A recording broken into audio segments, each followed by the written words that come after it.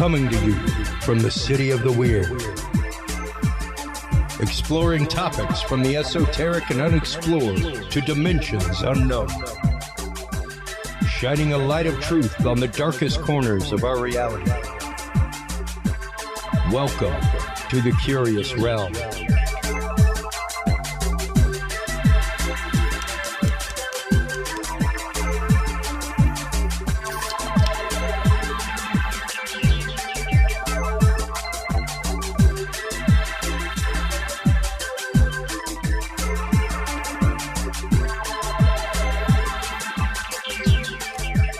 Well, hello everybody, and welcome to episode 44 of The Curious Realm. Chris Jordan here, coming at you live tonight. Sorry about the pre-recorded episode last week, folks. On occasion, I am out of town for work, doing corporate events, or out visiting clients, or out actively recording stuff on location at festivals. This last week, I was actively preparing I had just had oral surgery on Monday, so did the pre-record because I knew my mouth would be like Phantom of the Opera swollen for 3 days, which it was. And then Saturday I moved, so welcome to the whole new studio. Yeah, that's what I'm looking for right there is my applause. Yes. The whole new studio, everybody. Welcome. We have the Knowledge Vault here behind us, full of all the guest books, hundreds and hundreds of books. With that is Jesse James and the Lost Templar Treasure. That is our first guest this evening. Daniel J. Duke will be joining us after the top of the show, Tidbits, to talk about how he came to find out that he was a long-lost relative of the famous outlaw, Jesse James. And not only that, but Jesse James did not die, according to his research, the way that history tells us that he did. In addition to that, he may have had connections with people that knew where the Templar treasure was. So we will be getting into those topics in the first segment. Then after our commercial break, we will be coming back for our second segment, which is always our pre-recorded guest. We do that so that you get a little bit of different stuff. Not everybody is available to make it on a Tuesday night, especially as it goes late for the East Coast. In addition to that, it's hard for me to technically make the juggle in between things and make sure that everything gets pulled off properly. As I like to tell people all the time in the live event world, yes, we can pull rabbits out of hats all day, but eventually either the rabbit or the hat will not work. And hopefully it's the hat when you're in front of the children. So, with all the technical issues, we have gone to pre-recorded guests in the second segment. Our second segment will be the great and amazing Dr. Robert Duncan tonight, talking about the recent revelations in the world of Havana Syndrome, the CIA doctor that has actively come down with symptoms of the syndrome that he was researching. He is now officially the first civilian casualty. Until this point, everybody with official Havana Syndrome, as it is now known, has been U.S. ambassadors. There was some scuttlebutt originally about maybe some of their kids or relatives who'd come to visit them had experienced things, but not into the realm of soft tissue brain damage like the actual sufferers of Havana Syndrome have experienced. And of course, as TIs across the globe, targeted individuals, folks, TIs, people who say that they are targeted by mass stalking means, digital electronics, satellite weaponry, microwave weaponry, which we now know actively exists. For years, much like hypersonic technology, the government was like, oh, no, we don't play with things like that. Nope. Sorry, we have them. They're there. They actively exist. And now, because of things like Havana Syndrome, they have to actively admit that they exist. So, interesting little tidbit there. We will be getting into a lot of targeting technologies, including technologies of being able to program dreams, communicate with dreamers. What is the next subliminal image that you'll see? Is it actively on a TV commercial or embedded in a podcast you're listening to? By Curious Realm. or is it in your dreams? So we'll be talking about that with the amazing Robert Duncan, author of How to Tame a Demon, in the second part. Right now, let's head on over to the Facebook group and check out our News of the Week. News of the Week is, of course, always brought to you by the Facebook group, Curious Realm. Stop on by, join the conversation. Over 1,000 members there. We post articles. We have conversations about them. It's fantastic. Out of dailystar.uk, quote, virtual children to replace real kids by 2015, and, quote, help with overpopulation. Out of finance.yahoo.com, want fries with that? Robot makes French fries faster and better than human beings do. That one's pretty wild to go and watch that video. Out of space.com, super Earths are far more common and more habitable than Earth. Astronomers are finding more of the billions of them out there. There's an actual picture of the studio.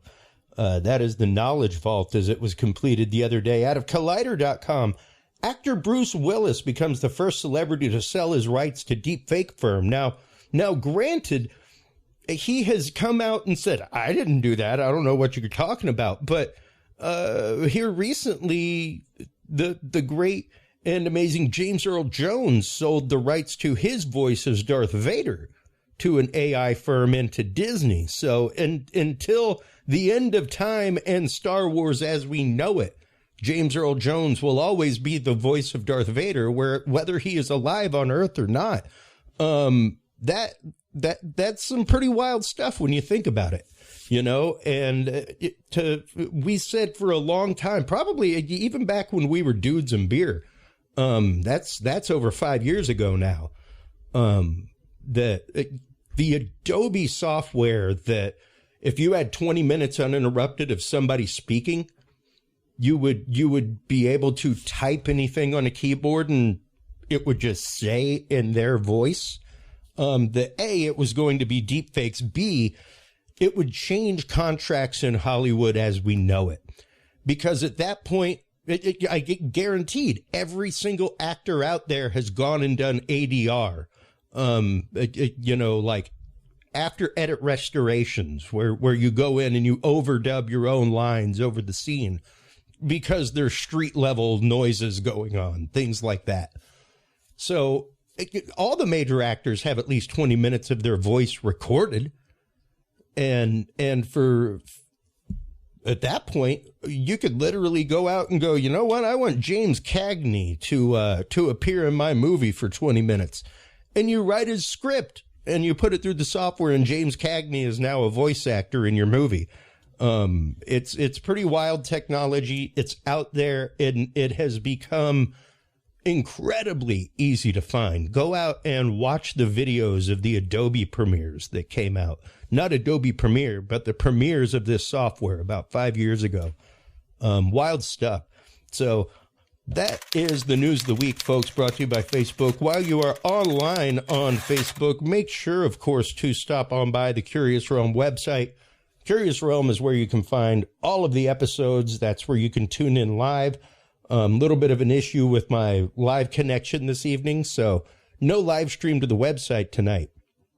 However, make sure to stop on by and get our free app for Android. Make sure to stop on by and check out our events list. Coming up soon, we will be out at Texas Bigfoot Conference. That's going to be super fun. Cannot wait for that. We should have Greg Woolheater on next week, hopefully, to discuss that more. This week, we are glad to bring on the amazing Daniel J. Duke. Daniel J. Duke is a researcher and author, as well as long-lost relative of Jesse James. Welcome to the show, Daniel. How are you doing today?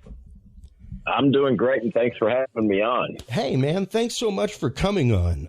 When Michelle, our mutual acquaintance, got a hold of me about this topic, I was like, wow, I definitely need to have him on. We have a lot of paranormal stuff on, things like that, but lost history to me is one of the most fascinating aspects of paranormal research, any research into the esoteric. and literal lost histories that are out there.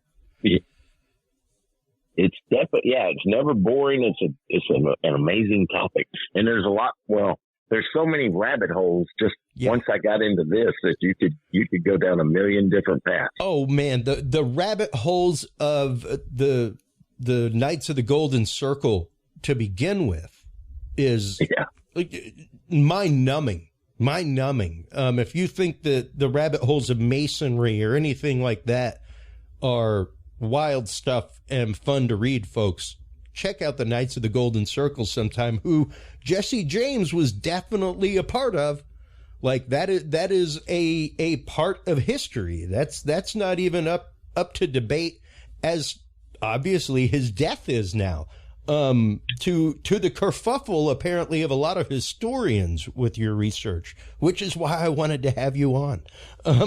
Let's go ahead and start cracking the nut here, Daniel. How did you come to find out that you were actively related to Jesse James? The story, it was passed to me from my late mother, and it was passed to her from when she was a kid, every birthday party, family get together, holidays, everybody talked about it. The older relatives would let, they'd start talking about, they called him grandpa. It was my mother's great grandfather. And they would all say that he didn't die as history said he did. That Jesse moved to Texas, changed his name, and lived to be an old man. He died in 1943 at the age of 97. And, so you grow up. My late mother grew up hearing that story. I grew up hearing the story. But then Mom, when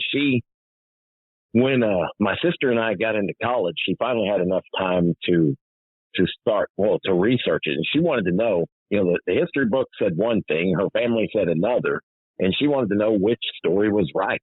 So she started doing a genealogy, going through family photographs, and my sister and I helped her. We got the photographs, and we all agreed that our photographs looked just like Jesse and some of his family members. So, but we didn't want to go on just our word. So my mom took the family photographs along with historically accepted photographs to the Texas Department of Public Safety, which is, the state police in Texas. Yeah. And to their headquarters in Austin. It was their forensic lab. And they verified, they had their photographic forensic analysts who verified the photos. They also used computers and just all the technology available to them. They used that. They verified that our photos matched the historically accepted ones. And then we went past that. My mom took it to the Austin Police Department. Their photographic forensic analysts verified the same thing. And the third one was a company called Visionics. They ended up bought out by another company, but they were world leaders in facial recognition technology. And they also verified, so it was three different groups who verified our photos matched, and they were highly respected, highly qualified experts in their fields. So Mom was excited. She took the story to Texas Monthly. They wrote an article about it, and that brought all kinds of stuff. Before Texas Monthly, actually, she called the James Farman Museum in Missouri, and they didn't want to hear anything about it. We thought they'd be excited to know that Jesse didn't die like history stated, and that's the last thing they wanted to hear. So there seemed to be a feeling on their side, and it's just our impression, but I can't speak for them, but they seemed to feel like it was stealing something away from them. And and at the time they were making about $7 million a year in tourist dollars in a small, poor county in Missouri. And we had a feeling money had a lot to do with that, but it was an interesting reaction. And hey, we were having the conversation before the show, my friend. My family is from, and there is a landmark at Fred's Lounge in Mamou, Louisiana.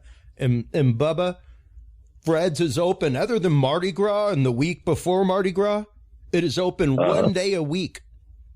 It's open Saturday. That's it. And they do business butts to elbows. It Wow. blew my friends' minds to walk into this tiny little bar that's literally labeled with a plaque from the state of Louisiana as the home of Cajun music. This is where Cajun music started. So that's cool. It's starting at 8 a.m. All you hear is bikes, just lines of bikers coming in. And you can literally pass your order and your cash to the bar, and your drink and your change comes back to you because you can't get to the bar. It's so packed. That's really cool. Imagine if Lafayette came up and said, no, Jean Lafitte over here in Lafayette, he was the one that came up with Cajun music. I didn't know that. No. I'm saying imagine if that was the case. So that's kind of the situation you're in right now. Here's this tiny one red light town that there's literally a business whose whole business is based on the fact that they are the home of Cajun music. So if somebody else comes along and challenges that, the town I live in right now, that plaque would have to go away. That right to claim would have to go away. So, like you said, more than a little bit of money was riding on this, especially when you're talking about a small town where people are coming to pay homage to Jesse James, because he's still very much a folk hero in America and American history. So, much more than stopping to see the ball of twine on the side of the road. A lot more people, I'm sure, are going to the home or the death site of Jesse James every year. That's true. And the death site is the one it would have hurt. Yeah. Just because they get just as many visitors. Usually people who from around the world go to the James farm where he grew up, and then they go right up the road to where he was allegedly killed. Yeah. And that's the one it would have hurt. Well, and now that, you've found out that you are related to Jesse James, this has been forensically shown from photographs of your family and photographs of Jesse. And you've come to this story. How did he fake his death? Well, it wasn't on purpose. He tried to fake it. A lot of people don't realize in a couple of years before that, he purposely tried to fake his death, and it didn't go through. He had one of the gang members, George Shepard, they'd worked out a deal. George rode into town in Oklahoma and said that he'd shot Jesse in the back of the head, and he was there to collect his reward. Well, they wanted a body. And that's where the plan fell apart, on his first attempt. And that was in 1879. So they couldn't find a body, and the plan just fell apart. And there were news reports a week or two later, some were a week later, some were several weeks later from around the country, that Jesse had been spotted here or there, things like that. And that just the whole thing fell apart. So in 1882, this one, the way he had a cousin named Woodhite. It was his first cousin, and Woodhite historically, in historical records and sources from the James family he bore a strong resemblance to Jesse, and even he also was part of the gang. He was in a lot of the robberies. Well, people.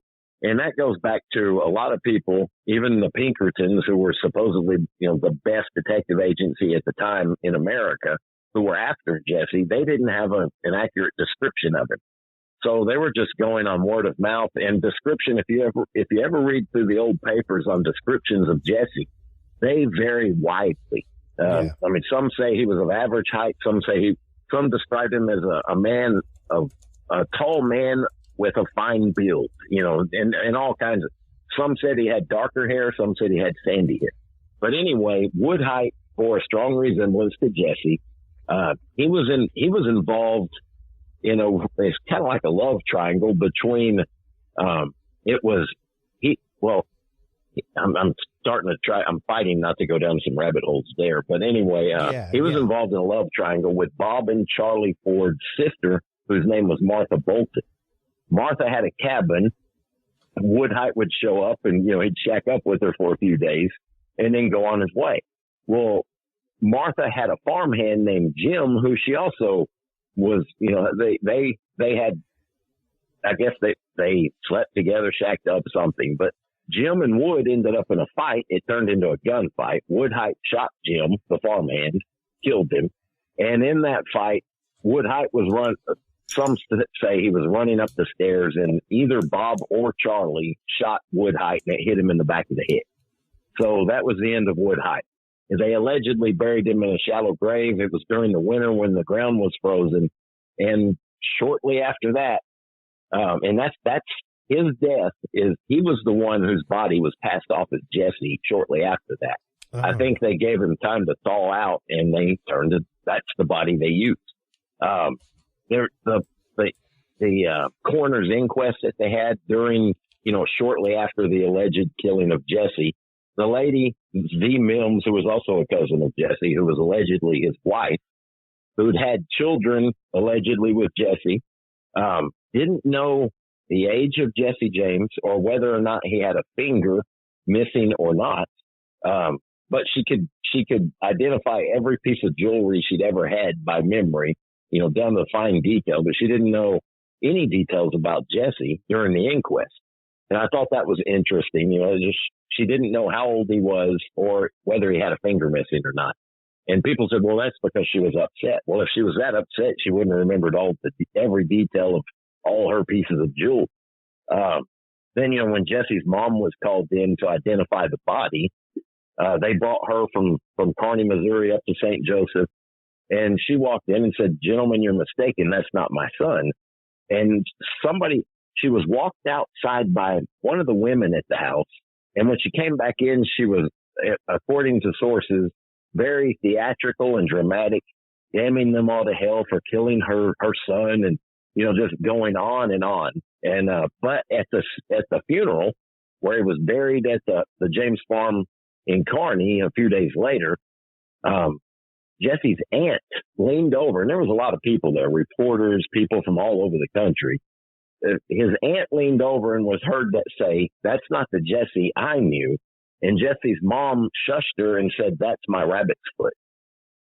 I mean, there's a lot more to it, but, this is the cool part. The second book that I co-authored with my sister, Teresa, my sister had discovered a photo, and it shows Jesse at his own funeral standing with his mother, Zarelda.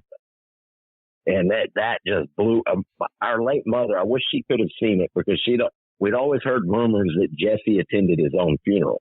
And I thought that would be amazing if there were a photo. We knew there were journalists there. Someone took a picture, and the photo's available. It's in our second book, and you can find it online. It shows Jesse standing right next to his mom, looking at the guy in the casket who is his cousin, Woodhite.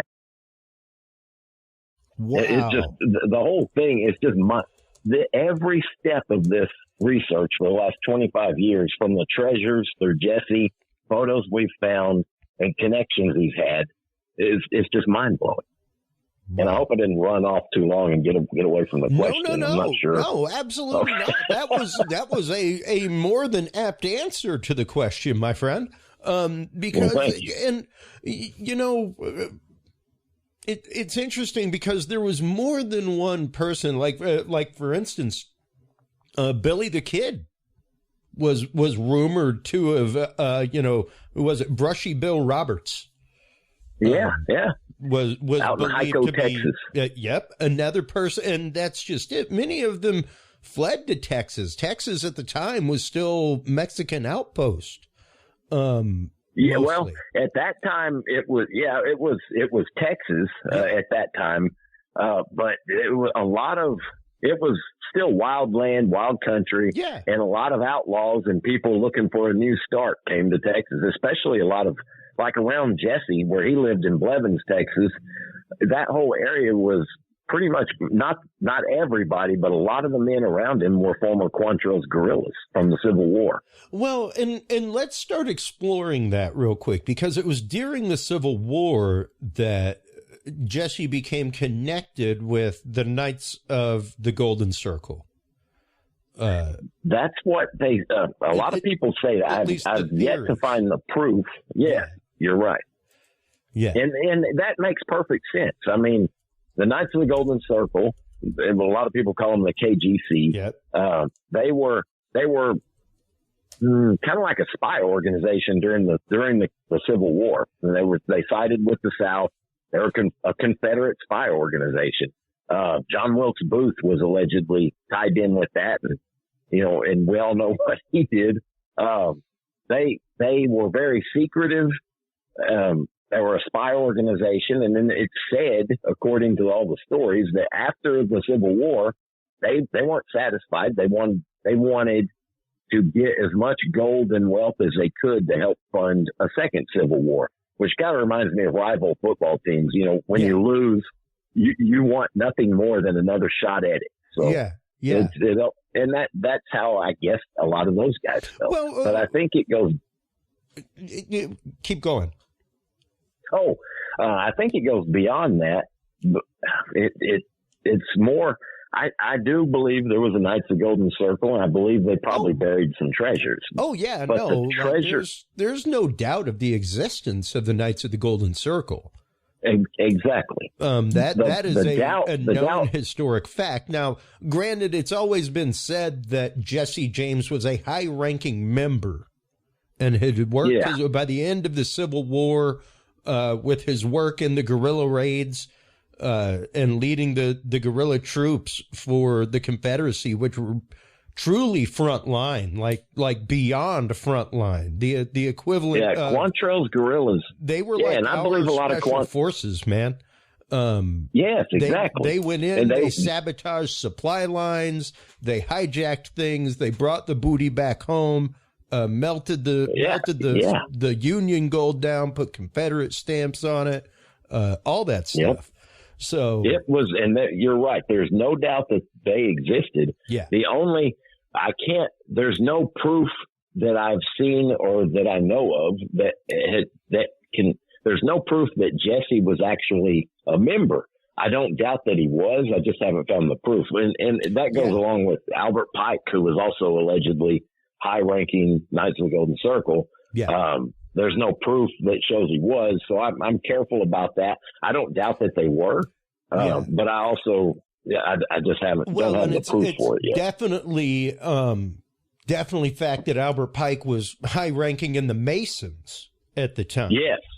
And Jesse was also a Freemason. He was. Most of the members of the Knights of the Golden Circle were Masonic. And, it's really interesting because especially with the fact that their mission was to specifically take this booty gold from the Union and take it down south to Mexico and build a new army. So Texas would logically be a perfect launching point for that. That's true. But it goes, I also, there's a part of me that wonders if the Knights of the Golden Circle weren't used by some of those men. But I mean, at the end of the war, it's natural. There's a lot of people who would want to fight again. They wanted a second chance. So you use that as a means of gaining more wealth for a different purpose by a different group. And I don't know if that happened, but it's always been I've wondered if some of the men in the Freemasons didn't just take advantage of that, help gain as much wealth as they could, but then slip it away. Absolutely. And I mean, there were people that played both sides.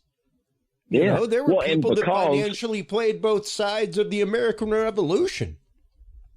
That's true. We actively financially play both sides of most wars going on. As a nation. You're exactly right. That's literally your business, Jack. That's don't true. Jack with our business. That's true.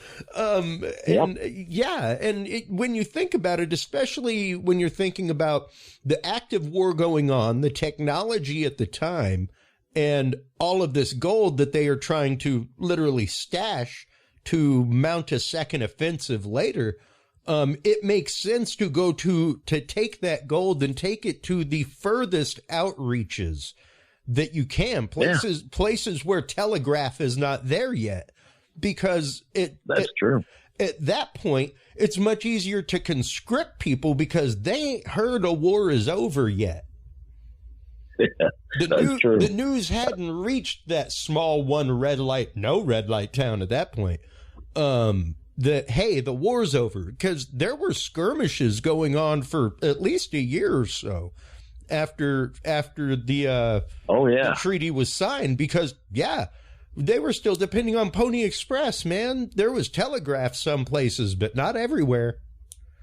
That's true. Well, that's also a part of why, like Quantrill's guerrillas, for example. Jesse was he was part of that, the Quantrill's guerrillas.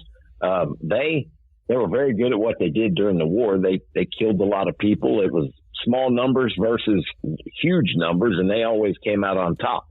There were very few small battles that they had to retreat from, but they were very good. Like you mentioned, they were like special forces of their day.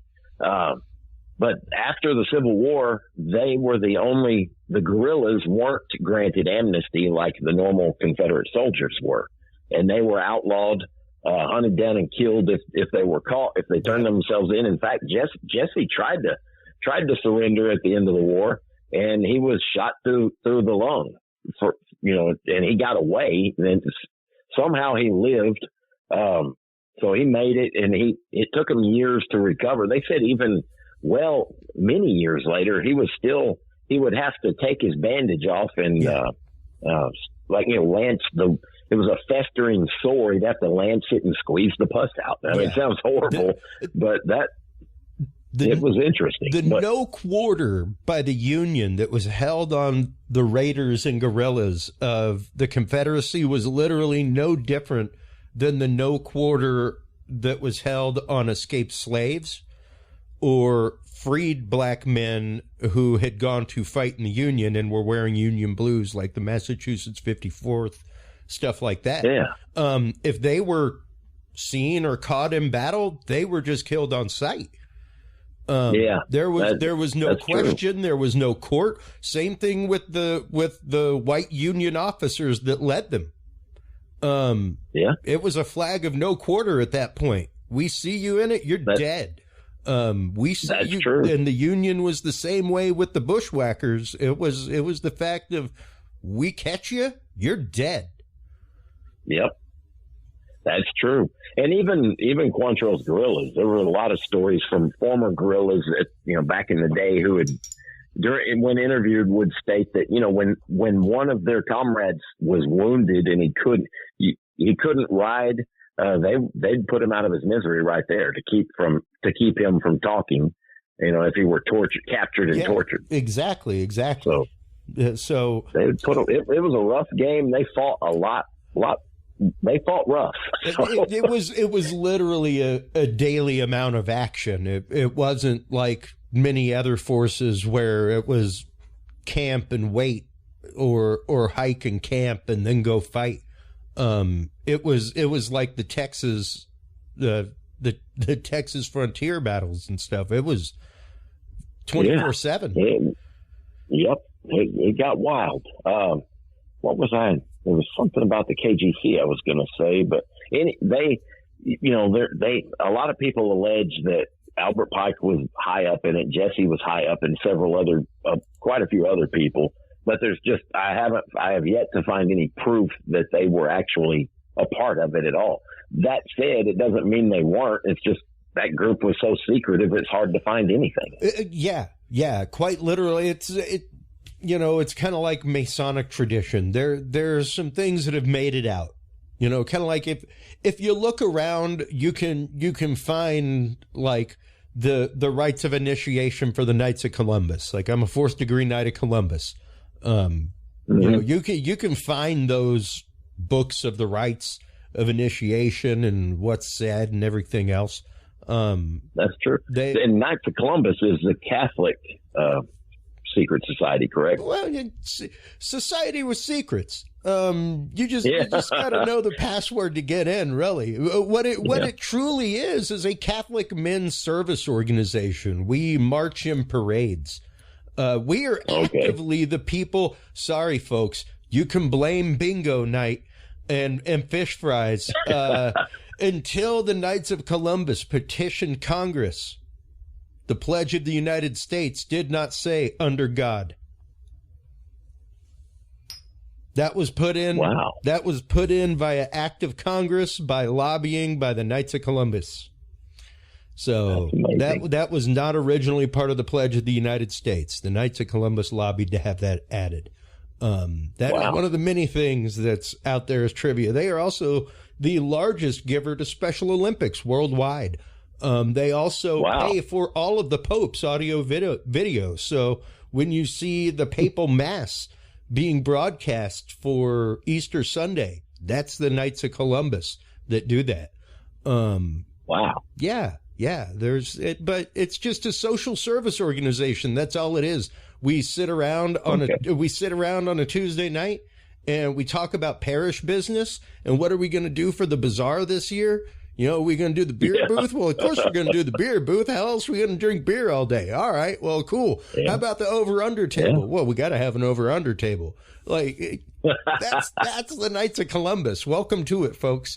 Aside from that, when you get to the 4th degree and learn new passwords and maybe get a little jewel around your chest, you know, you get a cape and a chapeau and I don't think they do the sword anymore. And the chapeau is now the chapeau with the feathers is now a beret, if I'm not mistaken, for the 4th degree. Not that active right now, but that's an example of a secret society just kind of peeled open or hacked open like an onion real quick. Yeah. And that's the thing is that, you know, and we get into it a little bit about the Masons in the next segment because there's a cadre of people that say that their targeting comes from Masons. And it's like, I'm sure that there are Masons that maybe are involved, but is it the Masons? Like, is that part of their Wednesday night meeting? I doubt it. So, yeah, once again, Masons would say the same thing. They are an esoteric society with secrets. They are there for those that are seeking a knowledge beyond their own, and a path beyond their own. So it's interesting. And when you go through it, and back here in the Knowledge Vault is actually one of the books of Albert Pike about Masonry and things like that. The research into this, I wrote this first book I can't even think right now. The treasure, my first book, the treasure book. There's so many books I've been writing lately, and other titles. Going over titles drives me crazy. But it was the Lost Treasure. Well, Jesse James and the Lost Templar Treasure. Yep. Anyway, after I wrote that, all the esoteric information, just the paths it took me down in getting, trying to figure that all out. It amazed me. Kabbalah. There was Christian Kabbalah, Jewish Kabbalah. Occult Kabbalah in some cases. Yeah. There's some topics I didn't feel comfortable even going down, and that I actually believe some of that was placed there to just confuse the mind of some seekers. Absolutely.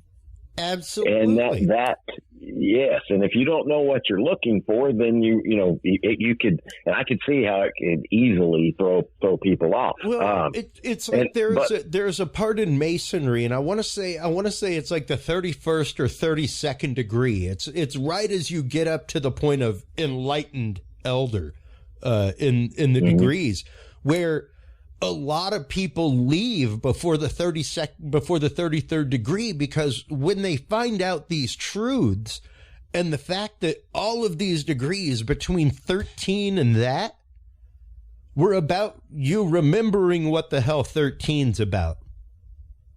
Yeah. And never forgetting what 13's I'm a 32nd. So, yeah. Yeah, well, after I wrote the first book, it led me to join the local lodge. Oh, wow. And, the Blue Lodge. And then, so I became a Mason, a Master Mason. Then I went to the Scottish Rite, where I'm a 32nd degree Scottish Rite Freemason. Wow, good for you, man. Good for you. Yeah, That's great. It's been interesting. I'll bet. Yeah. I'll bet. It is an amazing journey, and I do not know a Mason that doesn't love their life as a Mason. I love it. It's a lot of fun. And and the charities also, like you mentioned, the charities, we don't sit there on Tuesday night or the Saturday nights thinking, oh, who are we going to take over this week? Yeah. So we're all in on the Maldives, right? We're all in agreement. Okay, fantastic. Yeah, bring out we'll the shrimp. take it this Monday. No, that's not what's happening. And that's just it. It can get a little rich. And I'm not saying I remember talking about some of but we had a conversation about some of the conspiracy theories out there. You know, somebody brought it up and we were laughing, and one of the guys came out and he said, "My God, I wish we had parties like that." Yeah, right. I started laughing. We're just wait a minute, just a bunch of old guys sitting around. We're the partiers, and we don't have parties like that. It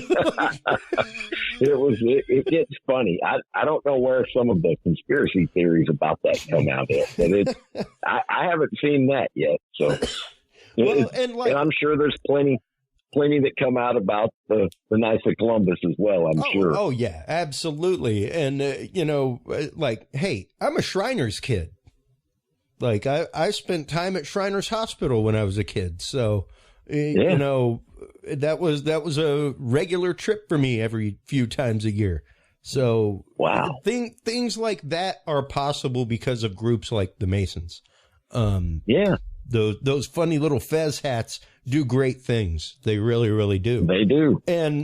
But at the same time, they do lead to the rabbit holes of things like connections with the Knights Templar, and even the fact that Jesse James was a Mason, connection with the Knights Templar, as well as Knight of the Golden Circle, connection with the Knights Templar. Let's start getting into the Templar treasure a little bit. All right. The best way for me to get into that is starting out where I entered the picture was helping Mom, and my sister and I helping our late mother research. Along with photos and other items we have, like Jesse's diary. There was another item passed down through the family, and it was a treasure map. And we tried, who wouldn't love to find a treasure? So, wow. But the problem with that map, even though there was encoded writing on it, and some of that eventually, it wasn't horrible. It wasn't terribly hard to figure out some of it. And we finally decoded his map, and it was, several hundred in silver here, greenbacks here. But it never said, and there was gold mentioned, but it never gave any topographical landmarks or anything. It was just a geometric design with little descriptions on different circles that he'd written on this design. And I thought, what the heck? How do we even know where to start? Because he doesn't give any directions, no coordinates, nothing. So it went from that. We were researching the Knights of the Golden Circle. And if you've researched them, and I'm sure you have, you know about the Knights of the Golden Circle treasure template. Yes. Well, that template, I don't believe was created by Knights of the Golden Circle. I think it was Masonic. I'm very convinced it was Masonic. That template is basically one cell. If you lay those out on a map, just add the templates next to each other, it creates a grid system. And it's tilted at a certain degree. It's like 7 degrees off of north from where I started. It was, and this is trying to not get too far ahead of myself, in trying to figure out how that template worked with Jesse's, up in Blevins, Texas. I was trying to figure out how you would work it. Because if you don't have a scale, it's kind of hard to figure out where, how big is it? How big is the template? There were a lot of questions. Well, former Texas Attorney General Wagner Carr, he was a former Attorney General when we met him, and he's passed since. But he was interested in Jesse and the treasures as well, and he sent his driver out to pick my mother and I up and take us to several locations where large treasures had been recovered. And according to Wagner Carr, the Texas Rangers oversaw the recovery of those treasures. And I thought, wow, this is wild. But it also gave me locations on the map where I could work with the template, but not enough. The third one came from a man named George Roming. He was a former World War II vet. He was a 32nd degree Freemason. And when he was 10, he knew, when he was a young boy, he knew Jesse when Jesse was an old man. It was right before, a few years before George went to war during World War II. Jesse had hired George and swore him to an oath to help him move 700 bars of gold about 20 miles away from his house. And George drew the map out for my mother and I on where they buried it. And so we went looking. It's on Fort Hood Military Reservation. So, when we found out it's on Fort Hood property, we just stopped. We're not crossing that line. That would probably get you put, no telling what would happen to you. Yeah. We went back to talk to George and said, yeah, it's on the military reservation now. And he just kind of smiled and shook his head. But the benefit that I got out of that, I connected that was the final key I needed to figure out the dimensions of the template. And after years, a lot more research, I found out that template is just one. It comes in 3 sizes. So there's a large, medium, and small. And each one they all fit together, but it's representative of that's where you get into Kabbalah. I wanted to see why they all fit like that. And who did it, the dimensions, the numbers, the distances, everything involved seemed esoteric. And that's what led me to Kabbalah, and that's where I found a lot of the answers. You know what's interesting, because I've actually got the template of the 8-pointed star. That's what you're talking about, correct? With the little, what a lot of people call bird tracks on them. There's a little, it looks like a bird's track on the template. There's, those are actually on the corners. Yeah. And those, everything on there deals with Kabbalah. There's astrological symbolism involved in that. There's, it's representative of the tree of life, and the grid system itself it's like a veil. There's the template comes in 3 sizes. The way it works, it's a grid system, and it's representative of they call it the veils of negative existence. It's 3 veils that go in combat. They come along with the Kabbalistic tree of life. And that's another template that runs from Williamsburg, Virginia to Victoria Peak, New Mexico. And I figured that out, and I thought, oh my God, this is amazing. Wow. And then I started wondering how, it all fit together perfectly. Yeah. And now I'm going to hip you to something that I don't know if you're aware of or not, but there is if you literally Google John Coltrane illustration of musical theory, you'll see a hauntingly similar image. I'm going to pop it up on screen right now for our listeners, and so that I can tab between the two and you can see what they look like, because they're eerily similar. While this is a 8-pointed star, the other goes into pentagonals, and references points of the musical scale. And when you see these different layers on top of each other and how they overlap, it's very much the same way. And especially when you start talking about Knights Templar, that kind of stuff, they definitely had a knowledge of cymatics. They had a knowledge of frequencies and their effects. And to start looking at this 8-pointed star, because I've seen it before, but just recently I was jawing with a friend while on the road, and we were talking about just wild music theory things, and I was like, oh yeah, and it just popped in my head, the image of John Coltrane's map, and I was like, oh, have you seen this? And as I saw this image, pop up on screen. I was like, wow, those two are eerily similar.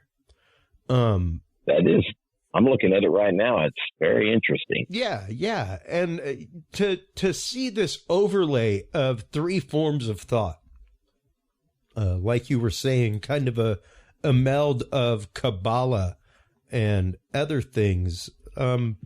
What trail did that lead you down once you finally found that there was a Kabbalistic tree of life represented across the map of America? Well, it was several things that, just researching the treasure found at Victoria Peak, New Mexico. There's people who claim Jesse was involved in burying that. I don't believe he was involved in that, but I do believe the same group, involved with Freemasonry, I believe the same group was responsible for a lot of those treasures. But I mean, a lot of the treasures, like Victoria Peak, for example, people claim the KGC did that. People claim Jesse was a part of it. He may have been a part of it. They found treasures in there. From the treasures that were listed as being found in Victoria Peak, they ranged from like old European coins and tiaras, swords with jewels on them, like royal, almost like royal jewels, to Pony Express mail bags, and then a lot of bars of gold. There was supposedly $3 billion in gold found in Victoria Peak, New Mexico. But a lot of that got covered up when White Sands Missile Range, the government kind of shot a little arrow out and encompassed that area all of a sudden, so it was off limits to people. That treasure, in fact, was mentioned in the Watergate hearings. Which just blew. It's interesting that you say that, because that is the same thing with the supposed treasure that was found in the Grand Canyon. Yeah, I've heard the story. I've heard a lot of stories about that one too, and I'm really curious about that. But I'm trying to remember. Okay, that a lot of the treasures that were buried there and in other places predated the KGC by centuries in some cases. Oh, sure. So I thought, okay, if it wasn't a KGC, the next logical conclusion was the Masons. So I started researching more about that, everything I could about Albert Pike, Manly Palmer Hall. And Manly Palmer Hall led me to his wife, Marie Bauer Hall, who wrote a book called Foundations Unearthed, where she had decoded the writings of Sir Francis Bacon, and that led her to Williamsburg, where she found anagrams on tombstones, and she claimed she decoded all this, and it led her to the original foundations of the Williamsburg, Bruton Parish Church in Williamsburg, Virginia. And I thought, okay, this is interesting. Nobody believed her. People mocked her. They scoffed at the idea. And they said, no, there was no earlier church. This is the original foundation. She said, no, you're wrong. And she got permission to look for it, and she proved them wrong. Everybody who mocked her, they were shocked. She decoded the anagrams written on the tombstones, and then hidden ciphers written in the works of Francis Bacon, and found the original foundation. So that shocked them. But she went further to state there was a chamber 22 feet beneath the original foundation that held treasures that were not only would affect the royal family, but also religious history and history as we know it. And I thought, this goes far beyond an old West outlaw faking his death. It ties into a lot more than that. And that's the one in Williamsburg, that's the head of the Tree of Life template. So after reading all that, and I'd figured out the template, I wanted to know why and who. And I traced, it was kind of like doing a family tree, only it's more of an organizational tree. And it led me back to Sir Francis Bacon. I thought, okay, this is the guy who started this. I'm finally satisfied. And a few days later, there was just nagging questions. And that led me to his mentor, John Dee, who was a famous Kabbalist. He was a lot of people. He was a lot of things. He's been compared to Merlin, like Merlin of the King Arthur tales. He was a spy. Yep. He was also a heavy alchemist. Yes, and he was also, they call him the original 007 because an alchemical symbol he used to sign his letters with, where it looked like 2 zeros and a 7. Yeah. And I thought, okay, this guy, and so I started tracking back as far as I could. Who was his mentor, John Dee's mentor, and then that man's mentor, and it led through well-known names in history, all the way back through Jewish rabbis, and finally to a rabbi known as Rashi. And in that search through some of the rabbis, there was a man named Paolo Riccio, who in 1516 rewrote a book from another rabbi. I think it was Abraham. I can't remember his name right now. But Paolo Riccio published this book. Johann Reuchlin, who was a friend of Martin Luther. I mean, it went off on a lot of trails through a lot of history. But Johann Reuchlin was real interested in it. Let's see. In that book that was published by Paolo Riccio, I don't know if you're familiar with Scott Wolter and his Hooked X in America Unearthed, the show he had. Mm-hmm. Yep. The Hooked X is very visible on the cover. It was a Kabbalistic drawing of a rabbi pointing to the floor. And in that floor, the tiles in the floor make up a map of Europe and the New World, and the water between it. I thought, this is wild. I took the tiles of the floor, superimposed them over a map from the same time period, a world map from that time, and it matched perfectly with the New World and, as they knew. I thought, this is wild. But I went past that. It went to the rabbi named Rashi, and he was the favored court guest of Hugh de Champagne, one of the founders of the Knights Templar. And I thought, my God, this is insane. So, I wanted to write the book. I fought with myself a lot. I thought, no, I'm not going to write this. People will think I'm crazy, and I should just leave it alone. And I finally went and wrote the book, and then, it got published. But I didn't know until it came out, the current head of the Knights Templar, Timothy Hogan, wrote a glowing endorsement of that book, saying that I had cracked part of the code dealing with the Templars and the treasure from the temple in Jerusalem. Wow. And that just made my day. I mean, that kind of verification, the head of the group who was responsible for it, centuries earlier, saying that I cracked part of the code, just that thrilled.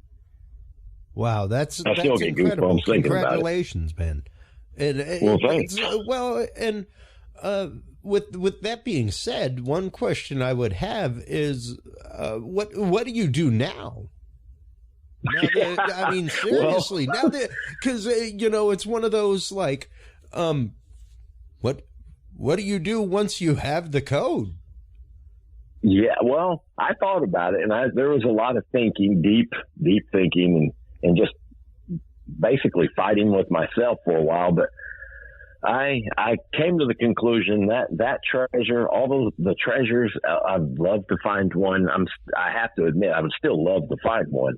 But I don't think I would touch it. I think it belongs, and the reason is like Francis Bacon, for example, he wrote a book called The New Atlantis. And The New Atlantis is basically, after reading it, I'm convinced it's a template America. For what America was meant to be. Yep. And that's what the treasures deal with. I think, well, anytime you're going to start a nation, you need wealth. You need reserves of wealth for future wars, expansion, growth, anything that deals with it, running a nation. And I think the treasures that were buried were originally meant to help start the country, fund the country in times of need, and maybe use it as a rainy day fund. So there's so much history behind it and so much importance. I would feel guilty if I took some for myself. And so what I did when I came to that conclusion, and I know it sounds corny, it belongs in a museum kind of statement, but I went ahead and I copied the map and I sent it to one to Timothy Hogan and one to another man who was in the Masons, the 33rd degree Mason who I really trusted. Yeah, he's dead now, but it wasn't over that. He died of old age. But I just felt it belonged. I knew they probably already knew about it, but I just in case, I wanted to give them my findings, and that way it keeps me from. It kind of keeps myself in check, if that makes sense. Sure, absolutely. Well, I mean, you literally need that, especially whenever you are, because when you even when studying the paranormal, we have this conversation regularly on this program, whether it's the paranormal, the esoteric, what have you. There is a knee-jerk reaction that happens that you have to get past, and it's a hard hurdle to get past. And it's a hurdle where, you have to even doubt yourself and doubt the veracity of what you have in front of you. And like you said, either entrust it to somebody else to please check my work. Tell me I'm not a crazy man right now. Exactly. Because and I worried about, at some point, number one, you can become entirely too personally enveloped and involved, especially because, hey, it's your family, Yeah. So it can be hard. The natural. You're right. It's exactly right. And it's a natural tendency to put blinders on in the bias you've already built, whether consciously or subconsciously. Exactly. There's a bias there, and you need someone outside of that circle to check your work. Yeah. Well, and as we say on the show all the time, UFO means just that. Doesn't mean alien, doesn't mean extraterrestrial. It means it is an object flying through the air that we don't know what it is. Exactly. It does not mean that it's alien. That's true. It is literally the definition of the word. It is an unidentified object that is flying through the air. That's what it is. So research it from that point of view. And you have to come at it from that point of view, and you have to look at it as dispassionate, because this is science, this is research, and unless it's repeatable, it's not provable. So that's true. There's strong belief, like, hey, I am a huge believer in the fact that yes, there is extraterrestrial life. I'm probably in the area of 65%. With the fact that our government not only knows about it, but has probably been in contact. I'm probably about 65% sold on that as fact. I always remind, and especially after all the research I've done, I've learned it is very important to remain open-minded on things and don't close.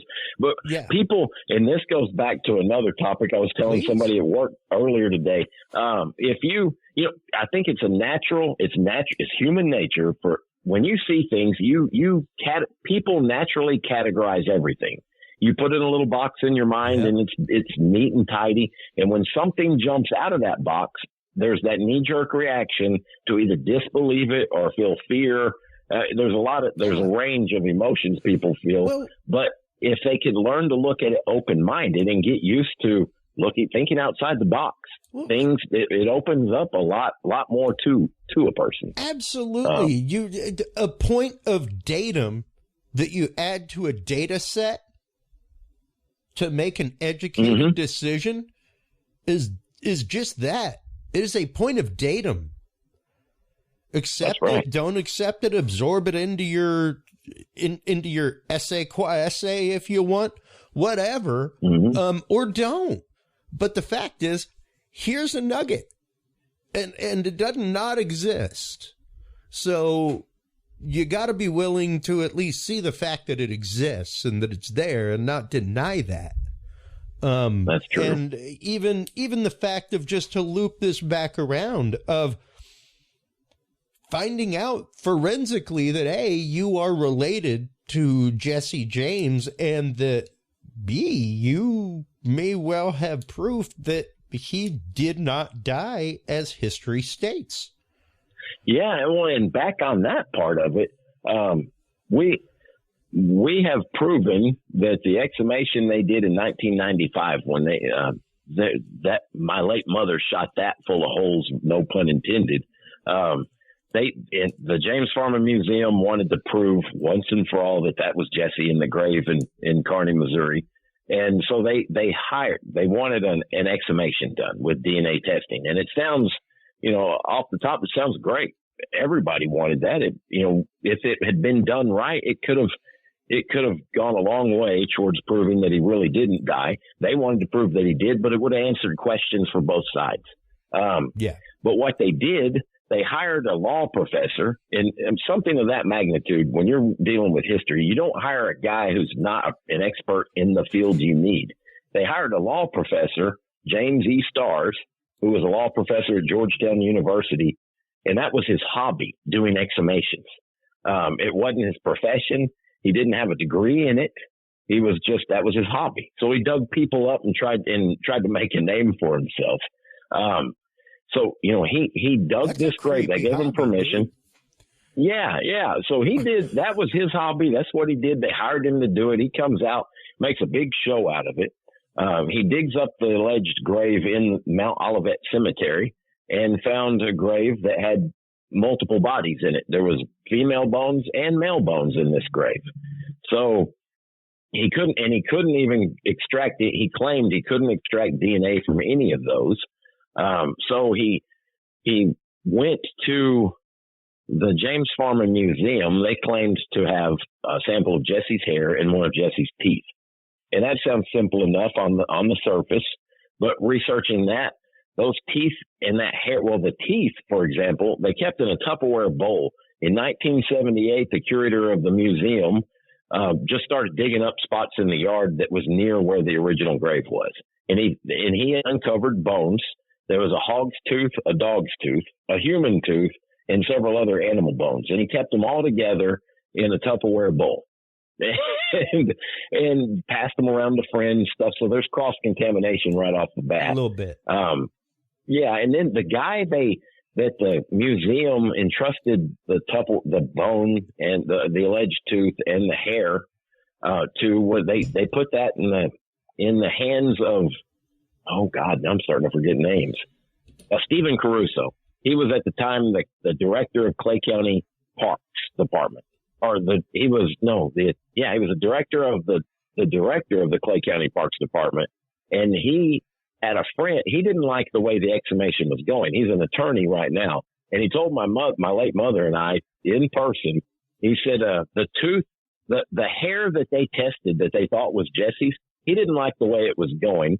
He's on film saying the exhumation was a tawdry sideshow. He didn't agree with it. He didn't like the way they were handling it. So Professor Stars got a court order for him to turn over the hair and the teeth. And he said, I didn't agree with it. So he pulled the hair out of his friend's head, John Hartman, who was the parks director, or one of the parks directors. He pulled the hair out of John Hartman's head and submitted that. And they used that hair in documentaries trying to support that as part of their proof that was Jesse in the grave and that he died as history stated, which is completely false. It wasn't even the right hair they tested. And he told us that the tooth they tested had similar origins. He wouldn't tell us where he got the tooth, but he just started laughing, and that's all he would say. So everything they did was a sham. And then they came out to the world saying, we've proven by science that Jesse died as history said. And there's no proof at all. The other thing, they acted like, and they stated to the press and in documentaries that they had to exhume the grave because there were no living relatives that would have the same mitochondrial DNA. Yet the whole time there was a lady named Sue Laura Hell, who there's no disagreement. She is a direct descendant from Jesse's mother. So she would have had the same mitochondrial DNA, and she was living in California at the time. She was in her 90s. Well, my mother found out. She contacted her and asked her if she would go to her doctor, if they would, draw some blood and submit it through strict chain of custody. We didn't get the blood. It was delivered to a DNA expert in San Antonio who does work for the FBI and state and local police departments. That guy tested Sue Laura Hell's blood against my late mother's blood and said there's a definite relation. It showed a relation. There was a definite relation. And But to stand up in court, we would have to get permission to retrieve DNA from the graves of Mom's dad, and then his mom, and then the alleged, the grave of Jesse and Blevins. So, and test that against the alleged evidence that they had from 1995 up in Missouri. But wow. What I'm getting at is we've got more proof than they've ever had. All they have is basically hearsay, pile of books that they've written to back up their claim, but there's no real evidence. Well, and even speaking of real evidence, I'm gonna pop up the funeral picture here. That's a pretty clear face on there. That is a pretty clear face on somebody who was shot pretty well point blank range with a .44 in the back of the head. I don't know. Yeah, it didn't blow. It didn't blow his face off. Funny how there's an open casket. Yeah. That's and that's one another of the things thing that like the mafia does to assure the fact that Mom's going to have a closed casket for you. Exactly. And there was a gun expert, yes, with the state police in New Mexico. A lady, I can't remember her name right now. She's a firearms expert. She reenacted that as best she could, the way it was described, the way the shooting was done. And she said, even if you loaded it with half the powder in an old black powder pistol, it would still have blown off a large portion of his face. It was smooth bore. Yeah. and they claimed, it was everything about the way it was claimed to have gone down has been proven to be false, the way the traditionally accepted history claims it. And the thing is, and we always had to keep reminding ourselves, it would make me mad. We'd get frustrated. My late mother would get mad and frustrated, but we would always remind one another that Jesse's the reason that lie was put out there. It was so he could fake his death. And he needed a good lie, and that was a very good lie at the time. Nobody had an accurate description of him, so all they needed was people to say, yeah, that's Jesse. And the only people who could verify who it was their family and his close friends who were also gang members.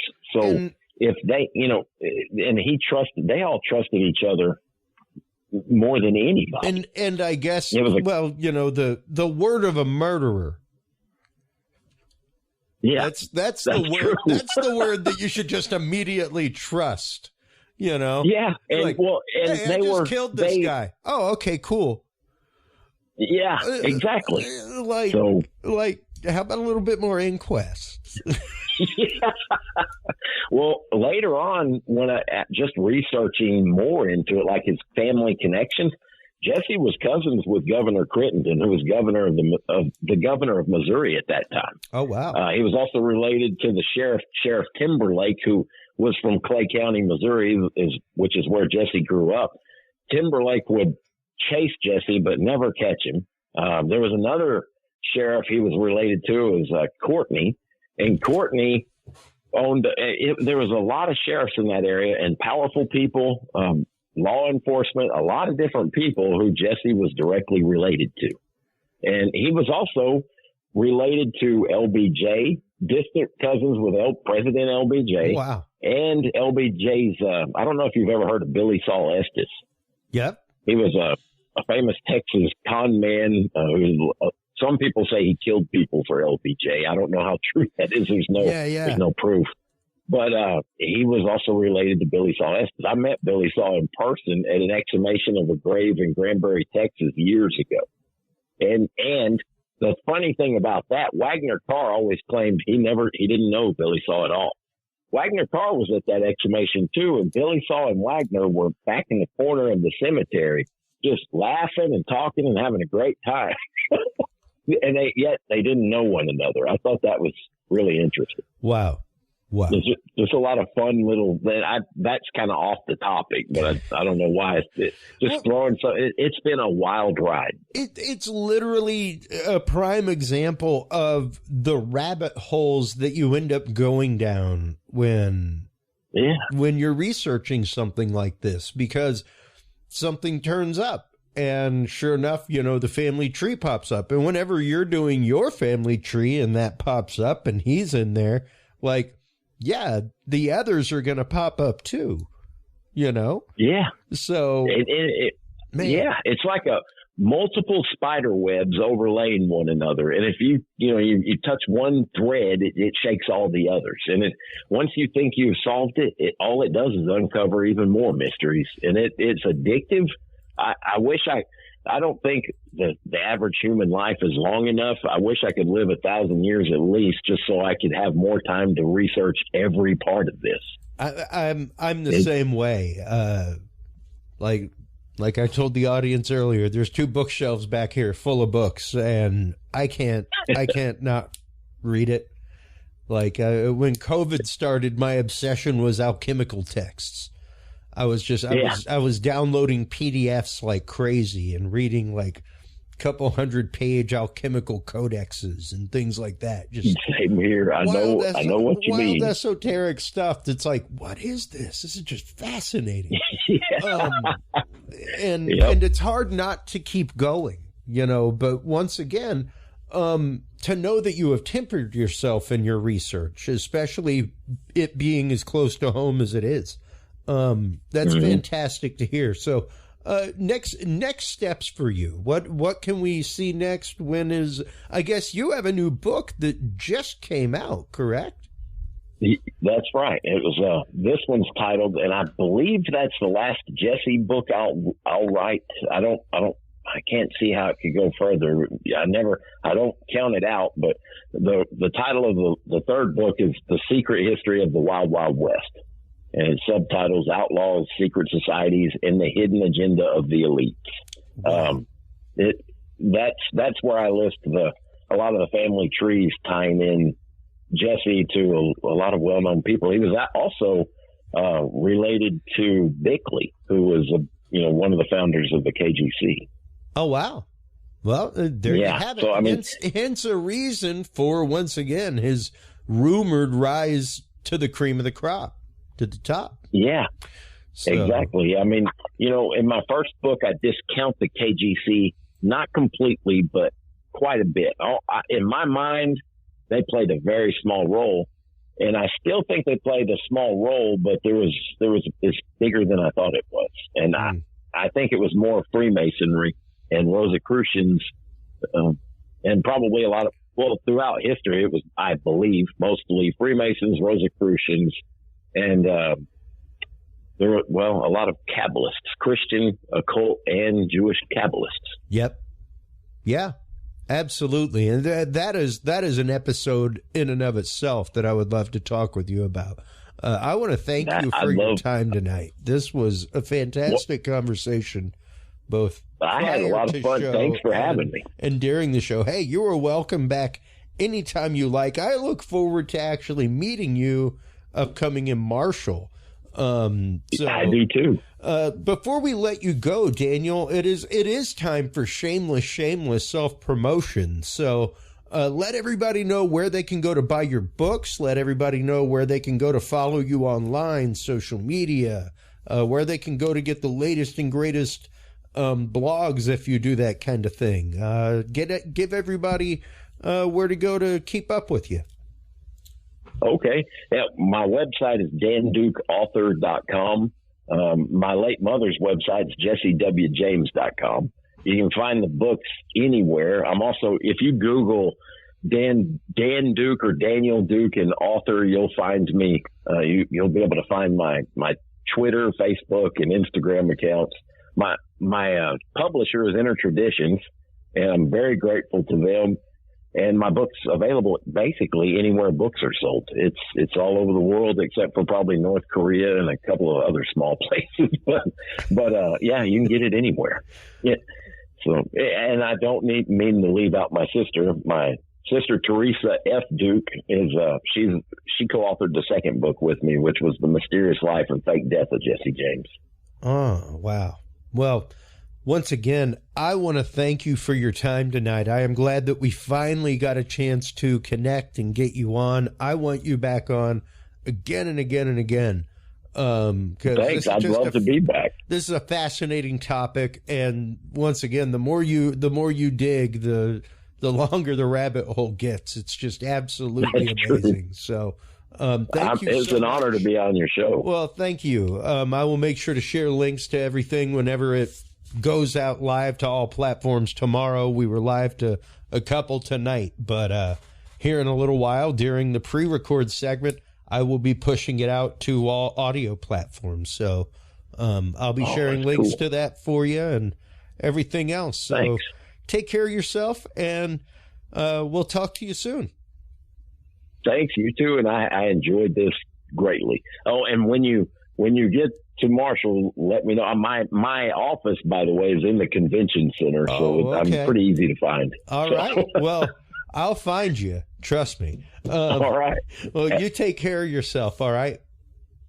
You too, and take care. Bye. All right, Daniel. Thanks. Take care. Man, what an amazing conversation. The book, folks, is Jesse James and the Lost Templar Treasure. Go buy it. I'm telling you right now, it is some of the most amazing reading that you can find while you are online checking out all the amazing work of Daniel Duke. Make sure to stop on by Curious Realm. Curious Realm is the home for all episodes. That's where you can find the Knowledge Vault.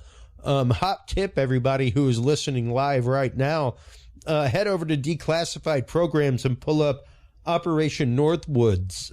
Pull up MK Ultra, and pull up Silent Weapons for Quiet Wars. Those are some of the things that we will be bringing up on screen during our next segment.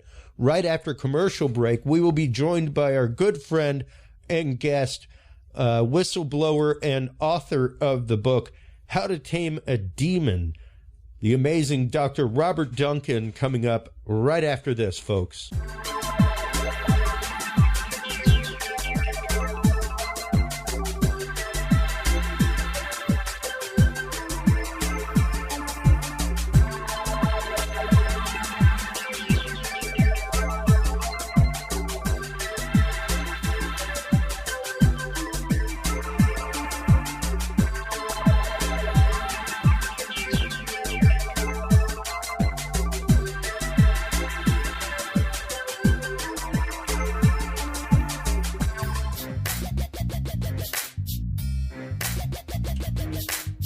With the rise in attention to the health benefits of cannabis and cannabinoids, including CBD, True Hemp Science has become one of the premier providers of full-spectrum CBD and CBD-related products. Using a proprietary spagyric process, True Hemp Science extracts maximum benefit from the whole hemp plant. Buds, leaves, stems, seeds, even roots. Every part of the plant is used and then reused to formulate a rich, complex profile of CBD, CBD derivatives, and terpenes guaranteed to provide the relief and benefits you need daily. Visit TrueHempScience.com to experience the best CBD oils, edibles, and topicals on the market today. And use code CURIOUS7 to save 7% off your entire purchase of $50 or more and get 2 25-milligram CBD cookies or brownies free. That website again is TrueHempScience.com, and the code is CURIOUS7.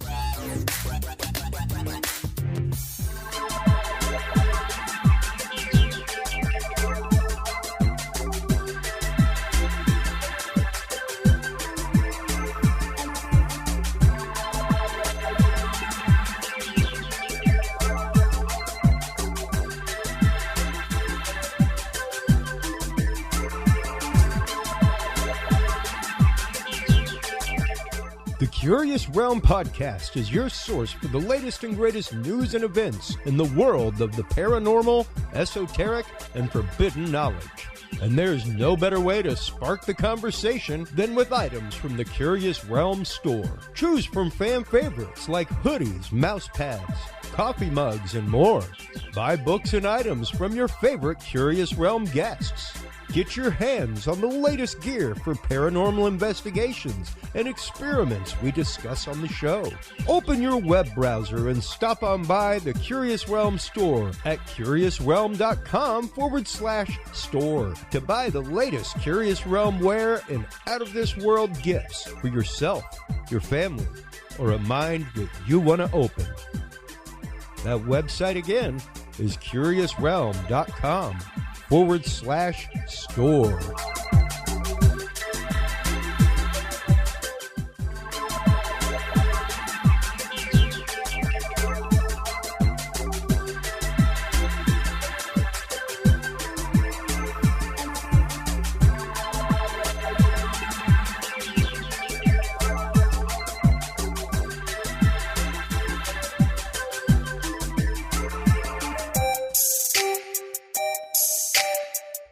Have you considered starting a podcast? Looking for a way to make your business a voice of authority in an industry? Then Podcast Cadet is the solution for you. Whether starting a podcast for yourself, your brand, business, school, church, or just plain fun, Podcast Cadet is here to help you navigate the waters of the podcast industry. Specializing in one-on-one consultation and training with industry professionals in fields ranging from podcast technology and editing to distribution, monetization, and even social media strategies. Podcast Cadet tailors their services to the specific needs of you and your podcast. Do you already have a podcast and trying to find ways to engage and grow your audience? Sign up for your Podcast Cadet audit today and let us help you explore new and exciting ways to leverage your content and elevate your podcast brand to whole new levels. From consultational workshops to affordable podcast production and maintenance packages, Podcast Cadet is your one-stop shop for everything podcast related on the internet. Visit podcastcadet.com today to sign up for your consultation or training and use code CURIOUS20 to save 20% off your entire purchase. That website again is podcastcadet.com. And welcome back, everybody. This segment, we are going to be getting into some fantastic conversations about targeting technologies, different technologies that are out there that can manipulate brainwaves from a distance and even cause harm from a distance. We'll be getting into that in just a second. I'd like to once again thank our awesome sponsor, The Secret of Everything, Dr. Kimberly McGeorge. She is your number one source for alternative health, frequency healing, and consciousness expansion exercises. Make sure to stop on by and check her out at secretofeverything.com. Of course, our good friends at WebWorks Wireless as well. WebWorks Wireless is your source for high-speed internet. We have been using WebWorks Wireless since the beginning of Curious Realm. I am here to attest to the no data limits, no throttling, and no contracts. Quite literally, I put up gigabytes, about 20 gigs worth of data a month through my WebWorks Wireless system. Never a problem anywhere across the country with live feeds, with uploads, downloads, what have you. Stop on by and check them out.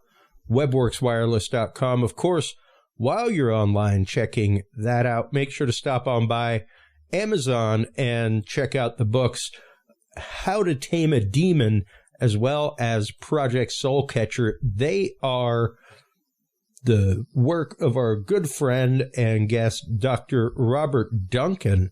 He also has a document here on our Knowledge Vault. If you go to curiousrealm.com/knowledge, you can go to Declassified, and you can find some amazing work by Dr. Duncan as well. Welcome back to the show, Dr. Duncan. How are you doing? I'm doing great. Thank you for inviting me back. We always have great talks, and we never know which vault door we're going to open. well, and that's what I love, is that your range of experience is so vast. And when it comes to targeting technologies, when it comes to the algorithms to real-time process that kind of data, and even what it takes to be able to insert dreams and read dreams. You were right at the forefront of all that technology as it happened. So to be able to lean on you with topics like this, like Havana Syndrome, things like that, I greatly thank you for your time anytime that you have time to come on. So, well, thank you. Well, speaking of, let's get right into it. Not too long ago, actually had the opportunity to sponsor the International Remote Viewing Association and had a great conversation with John Brandenburg, specifically about the word demon and demon, daemon, however you want to say it. One of the many words used for algorithms and things like that call home. Let's start getting into some of your work in How to Tame a Demon, a short and practical guide to organized intimidation, stalking, electronic torture, and mind control. Because it's a thick topic. Whenever you mention Havana Syndrome, which is, I guess, what most common people would know this as, at least as of right now, is Havana Syndrome. However, there have been people for decades who are known as targeted individuals who claim to be targeted by microwave weaponry, claim to be targeted by electronic means. So let's start getting into a little bit of this. All right. And there's a big conspiracy around that because it has been going on for so long. And people have been crying out for help and demonstrating in front of the White House and Capitol and writing their Congress people. And to no avail. I personally went with the head of the LA FBI, spoke to 23 representatives, congressmen, and the Senate Intelligence Committee. And we got a lot of lip service that they were interested and would get back. MK Ultra clearly never stopped the testing on the worldwide public, and that's for many reasons. I mean, this is the next frontier of war, without blood, silent war. People only get upset if they see blood or explosions. And if you can destroy the enemy without any of that, you're one step ahead. What if you have control of nuclear weapons? You can control the minds of those who have their fingers on it. So it's a game changer, to say the least. But Havana Syndrome popped up in the news, a few years ago. And because of Havana, Cuba, diplomats were coming down with these weird symptoms. Now, which is funny because we've been talking about these symptoms for decades. I personally have been an activist for about 25 years. And only when intel people, government officials, diplomats, if you want to call them, but they're mostly spies, were attacked, did it bring attention to the news. And they then named it Havana Syndrome. But it's happened in several embassies around the world. Absolutely. And it's something also unfortunate is, I mean, it got recognition. That's good. That's a start. But they're only compensating not the public who complains about it, but just the diplomats. They're compensating them their full pay in disability. And whoever is behind it, and let's just leave that as a whoever at this point, but only Russia and the U.S. and now China have the technology. And a lot of people claim no, rogue criminal organizations have it. And this is worse than the atomic bomb. We're not going to allow this technology, nor do they have the capability to do it. Now, you can build small microwave weapons to fry people's organs while they sleep, their brains, their hearts, cause them cancer, with X-ray directed energy weapons. The FBI busted a group that was trying to build one. But that's not the real topic. The real one is far worse and more devious, and that is psychological manipulation of the mind to create Manchurian candidates, to persuade voting. So you can't have a democracy if you can alter people's minds while they're sleeping or while they're watching TV. At least with watching TV, sure, that's a huge propaganda, form to control people. But we at least have our conscious brains that we can decide whether to accept the information or dig deeper or something like that. But we can actually control the emotions, the subconscious, while a person dreams. And so when they wake, it percolates up to their conscious state. And it's the brain is very complex, but we've deciphered it on the most part. But back to Havana Syndrome.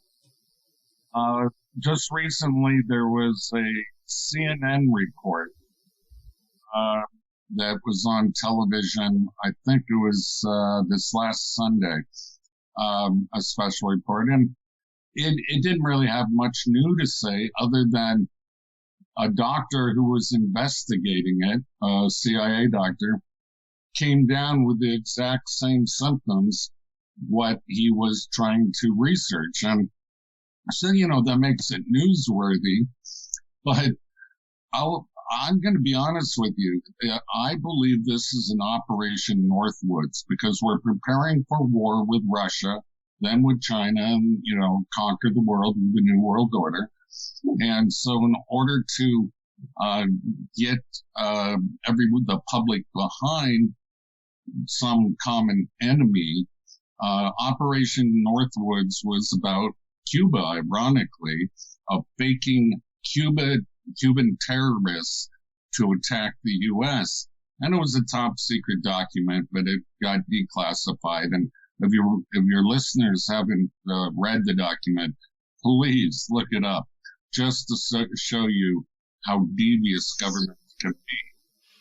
Oh, absolutely. I'm actively bringing it up on our knowledge vault as we speak. We have the Operation Northwoods documents, and not many people realize that within that was also included Operation Mockingbird, which was control of the media and putting out messages through the media, repeating messages through the media. Yeah, and it's unfortunate that we humans are like that. We don't have a lot of time to do critical reasoning, and so we tend to take on the opinions that we're told either through the hypnotube or our friends or whatever it may be. Well, yeah, and I mean, it really is also that it's not hard to hijack the brain, as you were talking about earlier. Prime example, and audience, you can get upset with me if you like. The cortisol stimulation that happens to people who actively listen to 4 hours of Alex Jones. There is a cortisol level that goes on whenever you listen to anything like that inflames you. Be it listening to the news that you listen to, and only that strain of news, and not reading and hearing and filtering other sources. It really does create a cortisol junkie and somebody that is easily manipulated. And once the cortisol level is up in the brain, as opposed to serotonin, that control is so much easier to maintain. The cycles of the brain get disturbed much easier. The sleep cycle gets disturbed much easier. And you're completely right. And it even affects how well we remember something. And we can go on to a higher level, and why are we always in a state of panic on the mainstream media? Why is our government always promoting the next big terror, from terrorists to, World War III to COVID to, we always have to have a common enemy, as President Reagan said, in order to keep the population together and fighting one enemy. So a lot of these enemies are imaginary and we create them. But serotonin, yes, that's, you want that. But I was an adrenaline junkie when I was young. I did 23 skydiving jumps. I love the thrill. Oh, adrenaline it up all day long, because adrenaline, there's an association with fear there, but there's also exhilaration tied with that. There is also utter enjoyment tied with that. Like this whole studio here behind me, I was running on adrenaline all day long, wiring all this up and getting it done because that's what I love. That's a serotonin up. For me to go and read the news and read the news and read the news all day, or listen to the news incessantly all day, it's hard. And give it a shot, folks. I guarantee you, number one, turn on any radio station, except for like public access, things like that, like Pacifica Radio, not going to happen. But if you turn on a top 40 station, guaranteed you will hear about 2 hours of programming repeated all day long. The same songs over and over and over. These are the hits all day. And for instance, back in the day when I produced for Alex, we had 5 monitors of news going on 24/7. And by the time anybody would show up at 9 a.m., I showed up at about 6 and started recording things and stuff like that as they happen. But by the time 9 or 10 came around, it was on repeat. Unless there was a breaking news item happening, a major event or something like that, or the president broke in for an announcement or State of the Union or something like that, it was the same news stories all day long, covered by different people putting out the same diatribe. Yeah, it's an echo chamber. Yeah. And it's controlled, and that's Project Mockingbird, as you were mentioning earlier. Yeah. And I mean, it really does start there. Because once you've got control of the media, you've once again got control of people's biology to begin with. Even if you start going into the flash frames of a television, back in the day, and I'm sure much more in your day, Doctor, but I remember hearing from my mom, like, back away from the television, quit watching that thing so much. It's going to make you stupid. Called the idiot box for a reason, and quite literally 30 frames per second, 1 frame out of 30, you're not going to see it.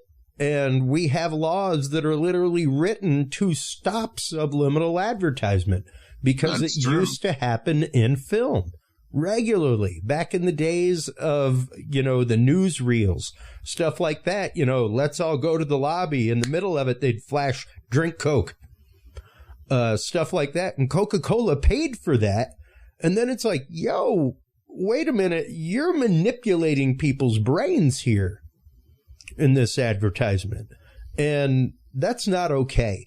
So we made laws for that, but for some reason, for the technology that allows people to be able to target folks with microwave weaponry, the technology to break into people's dreams and basically hack in and either record, literally they have recorded dream already, and then be able to play it back and be able to actively converse with somebody in a dream state. Like, you got it. The dreamer hears you. This is within the last year and a half that it has been announced that happened. I want to say at your alma mater of MIT. Yeah. No, the technology is very old, unfortunately, but what I'd like is to encourage the civilian scientists to catch up. So then maybe we can have a discussion in our country, around the world. Is this really a path we want to take? And, but, first it has to be used for war, and it has to be used for interrogation. So the dream hacking was best described by a movie called Inception, where you can literally pull out people's passwords and pull out their PIN codes while they're sleeping. And because all our filters are down, we're in a different reality state. Well, and not only that, it's the fact of the amount of data that you could gather and garner from an individual, especially in the world of clandestine work. Mainly because our dreams are an unfiltered tap into exactly what happened to us that day. We go through and we emotionally process all of the things that we just autonomically went through. Now, what if you can alter those emotions and alter the dream slightly? Yeah. So let's say I'm not going to use any names, but you to vote a certain way. Well, I could put in your dream, fear associated with that image. And that will percolate up to your consciousness, your awake state eventually. And so democracy doesn't exist.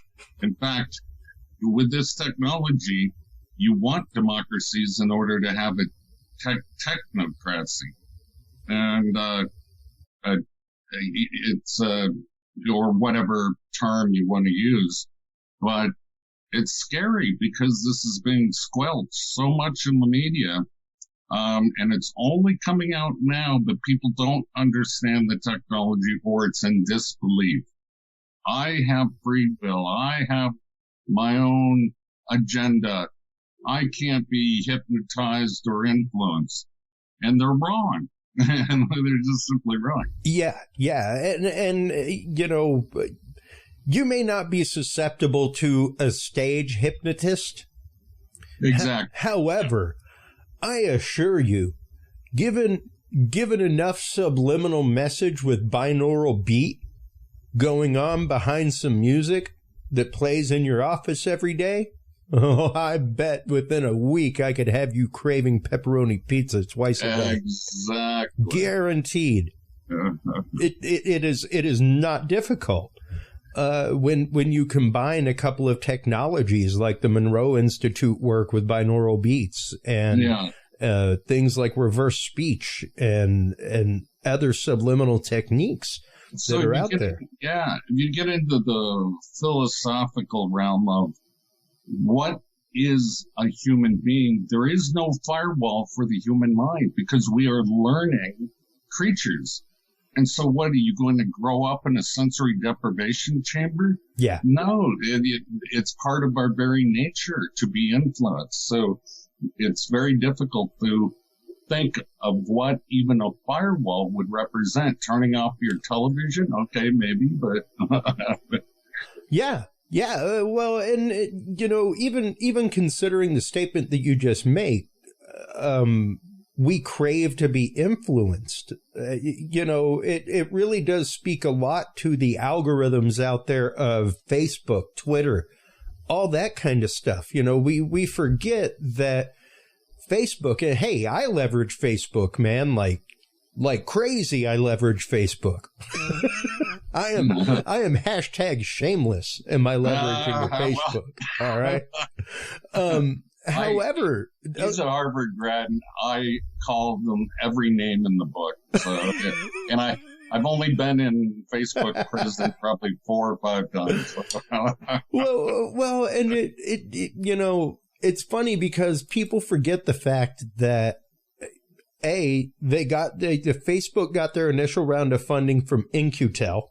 Yeah. Which I'll pop up on the screen here in just a minute. But they are the financial arm of the CIA who actively goes out and looks for burgeoning technologies that can be used for CIA work, be it black hat, white hat, what have you. And that originally, Facebook was a project in the DoD called LifeLog. And once the technology we work on is kind of secure, we think we figured out how to use it, then it's funded by Q-Intel or others to be released into the civilian sector. Yeah. I worked on a project for the CIA that was a predecessor to Google.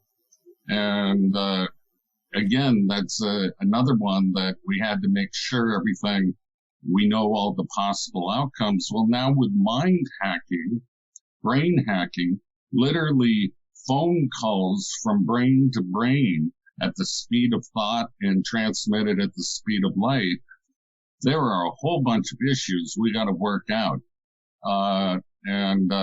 So in my next book, I talk about the details of the topologies, and that just means networks that they're experimenting on with brain to brain to machine to brain, different types of configurations.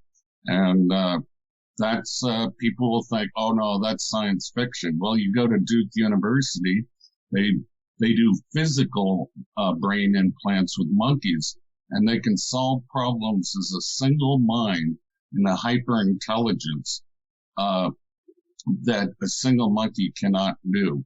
So, they're coming along in the universities, but they're not allowed access to illegal human experimentation yet. And once again, I mean, I've got up a bio site right now that puts out technology like that. Like I've got a Muse band, a Muse headband. I can actively see and live track all of my brainwaves. Yeah. I wrote a program that I could play a musical, only 8 notes, an octave, with my brain, just through this neurofeedback system. Wow. But it's all, I could play Marietta Little Lamb or something, but it wasn't. I need to talk to you about that and get a copy of that. Because I actively had a app for a little while that would turn my brainwaves into MIDI, and then it just crashed and stopped working, and I can't find another one anywhere. And it blew my mind, some of the music that I made, because I would actively do one blank track where it was just my brain doing its thing and all that. Then I would, on the second track, play that back through a visualization program and watch it and listen to it, and then record my brainwaves again. So the second track, you need the bidirectional feedback. It was wild to see what music my brain would actively make as a result of watching the music. Yeah, I call it the music of the mind. So imagine all your micro, macro circuits and a big orchestra, and you could listen to it with feedback through your ears and see it through your eyes. Yeah. You can create some incredible stuff, but to go back to the dream recording, well, that's even more powerful because you're using the cerebral cortex. Yep. And you're grabbing the big picture, and people think, well, how can you grab audio if it's less, the brain operates at 2 kilohertz or less? It's because they have the cognitive model. If you have the cognitive structure and model, then you can send a type of encrypted data, so to speak, that only will work for that person or for that species. Yeah. Yeah, well, and much like heterodyning and EEG, like Dr. Hall talks about regularly, that kind of technology, it is no longer incredibly difficult At one point, it took millions of dollars of technology to do such things, and that is no longer the case. And I want to add, I think I coined the term EEG heterodyning, but I don't want people to forget about MEG, which is magnetoencephalography. They are in combination used, and I run neural network models to show how they give slightly different information, but are both important, the magnetic field as well as the electric field of the brain. Yeah. Well, and that's just it, because quite literally our brain is a transducer.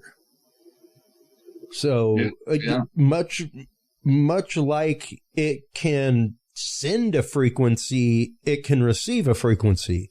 And, people don't understand that our brains are a microchip itself. It is, it's an electromagnetic system, and our consciousness and our mind is just the signal information, the software, if you will. They have trouble jumping between the objective realm and the subjective experience of being human. Well, and, even to try and unweave that matrix of being human, not being human, for years I followed the work of remote viewing and the Stanford Research Institute, things like that. Right. Recently, I had the opportunity to sponsor the International Remote Viewing Association conference. And it was not until I attended and interviewed people and sat and had breakfast with folks like Hal Puthoff, John Brandenburg, every single person involved with the beginnings of that science. And say what you want, folks, it is a science. It is scientifically proven. Every single person is a PhD in like particle physics, things like that. And for them to literally accept the fact, not only philosophically, but scientifically, yes, that we can exist in two places at the same time, that we can literally gather information and data from a remote source.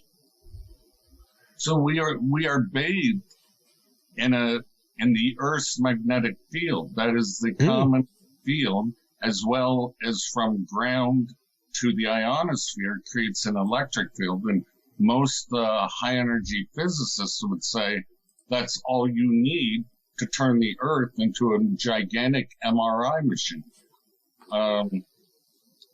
And so they're totally right that this can be done. In fact, Dr. Persinger, out of Canada, before he died, he wrote a paper, How to Control 8 billion brains on Earth or something like that.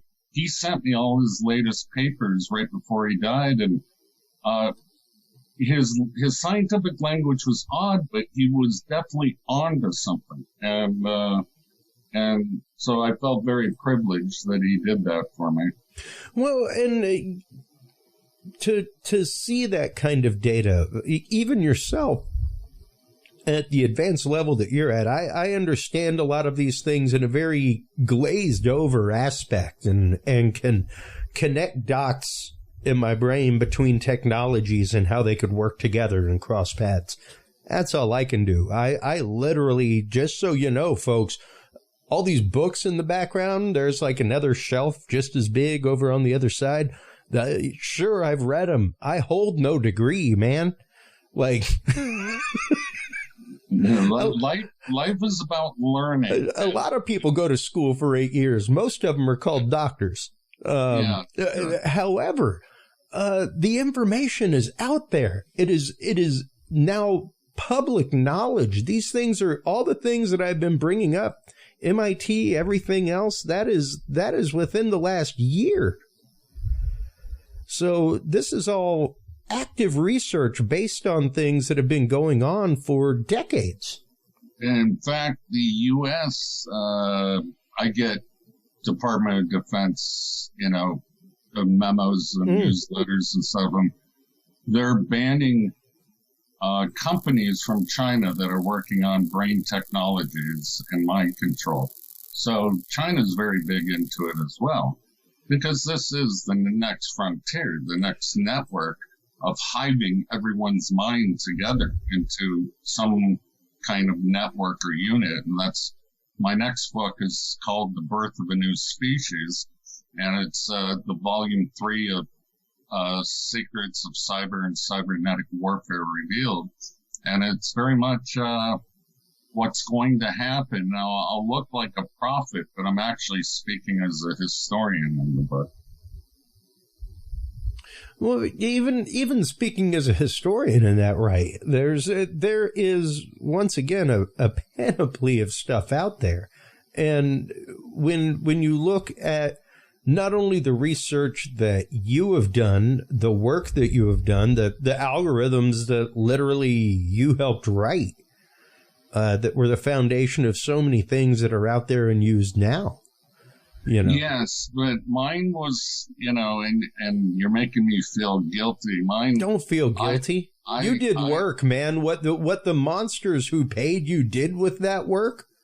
Yeah. Exactly. like your name's on a patent.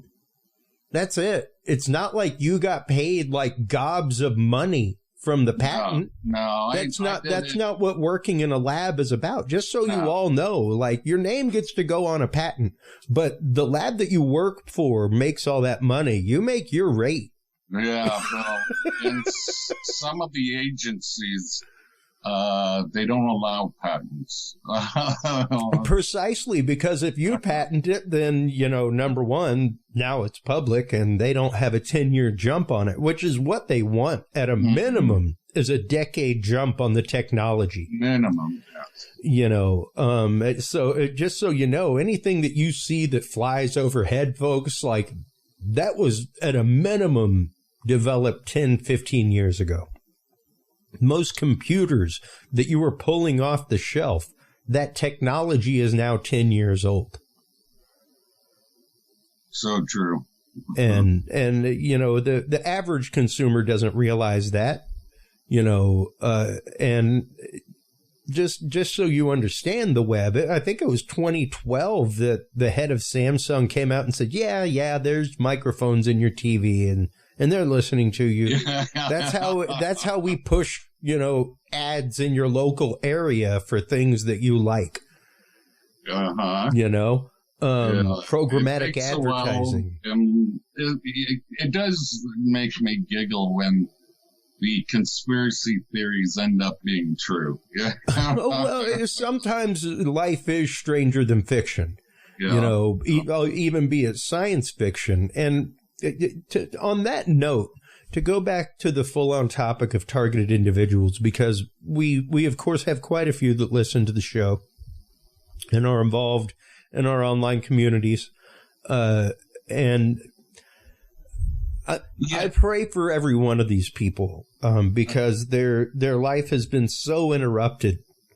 Yet at the same time, there are some claims that are pretty large, and like you said, yes, it may be in the hands of some specialized contractors. It may be in the hands of some other people who have done, quote, wet work or other black bag work for alphabet agencies.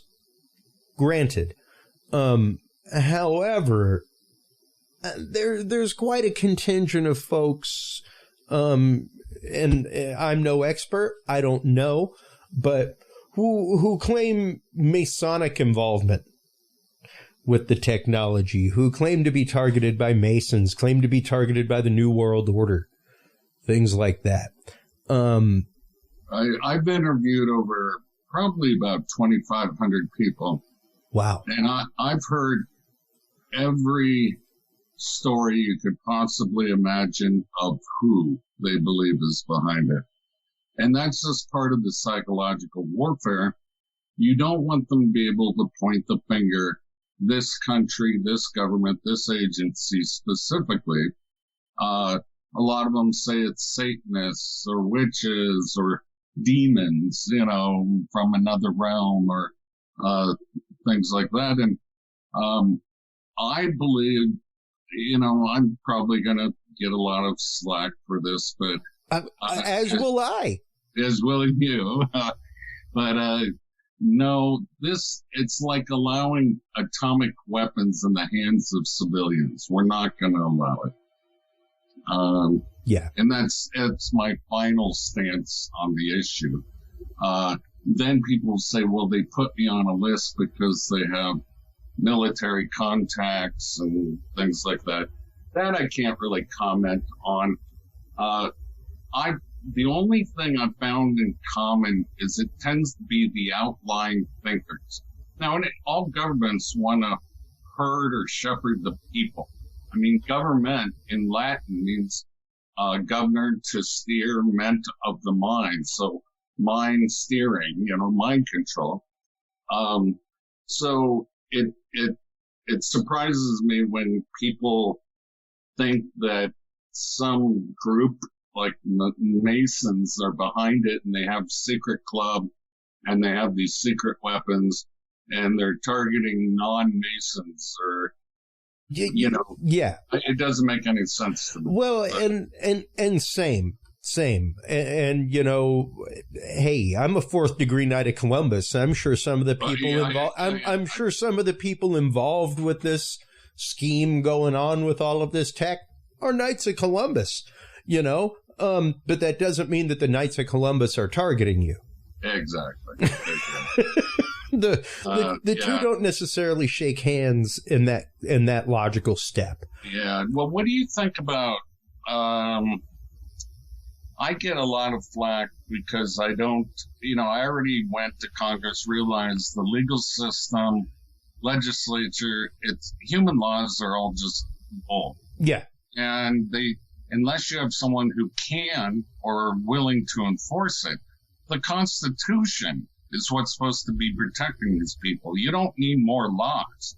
Torture is illegal, no matter how it's done, psychologically, through mind or perception, anything. Yeah.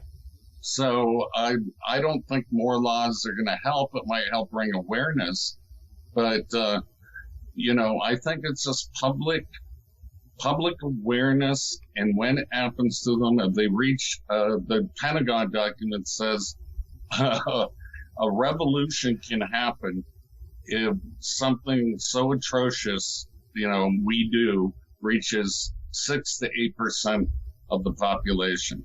So that gives them a lot of leeway for human experimentation. Well, and there, as we discuss regularly with Dr. John Hall, there is no law that prevents experimentation on the public. Well, except the right to life, liberty, and the pursuit of happiness. Sure. That's a great preamble and a beautiful statement. However, and when you marry that with the fact that America, as of right now, is one of the only countries that has zero definition of digital identity. Yeah. Like all these cookies that you see pop up, all these cookie trackers and stuff, where it's like opt in. That's all the EU that made that happen. That said, no. You have a digital ID. You have a digital footprint. That is yours. It is unique. And if you want people to get that, you need to opt in to sharing it. Yeah. And you have to be open with the fact that you were collecting data to push ads and everything else. Yeah. I worked on a lot of biometric systems, vascular signatures, retinal patterns, fingerprint, voice patterns and stuff like that. But even walking gaits, which I thought was interesting. But really, they're going to push some sort of microchip onto people, digital caps.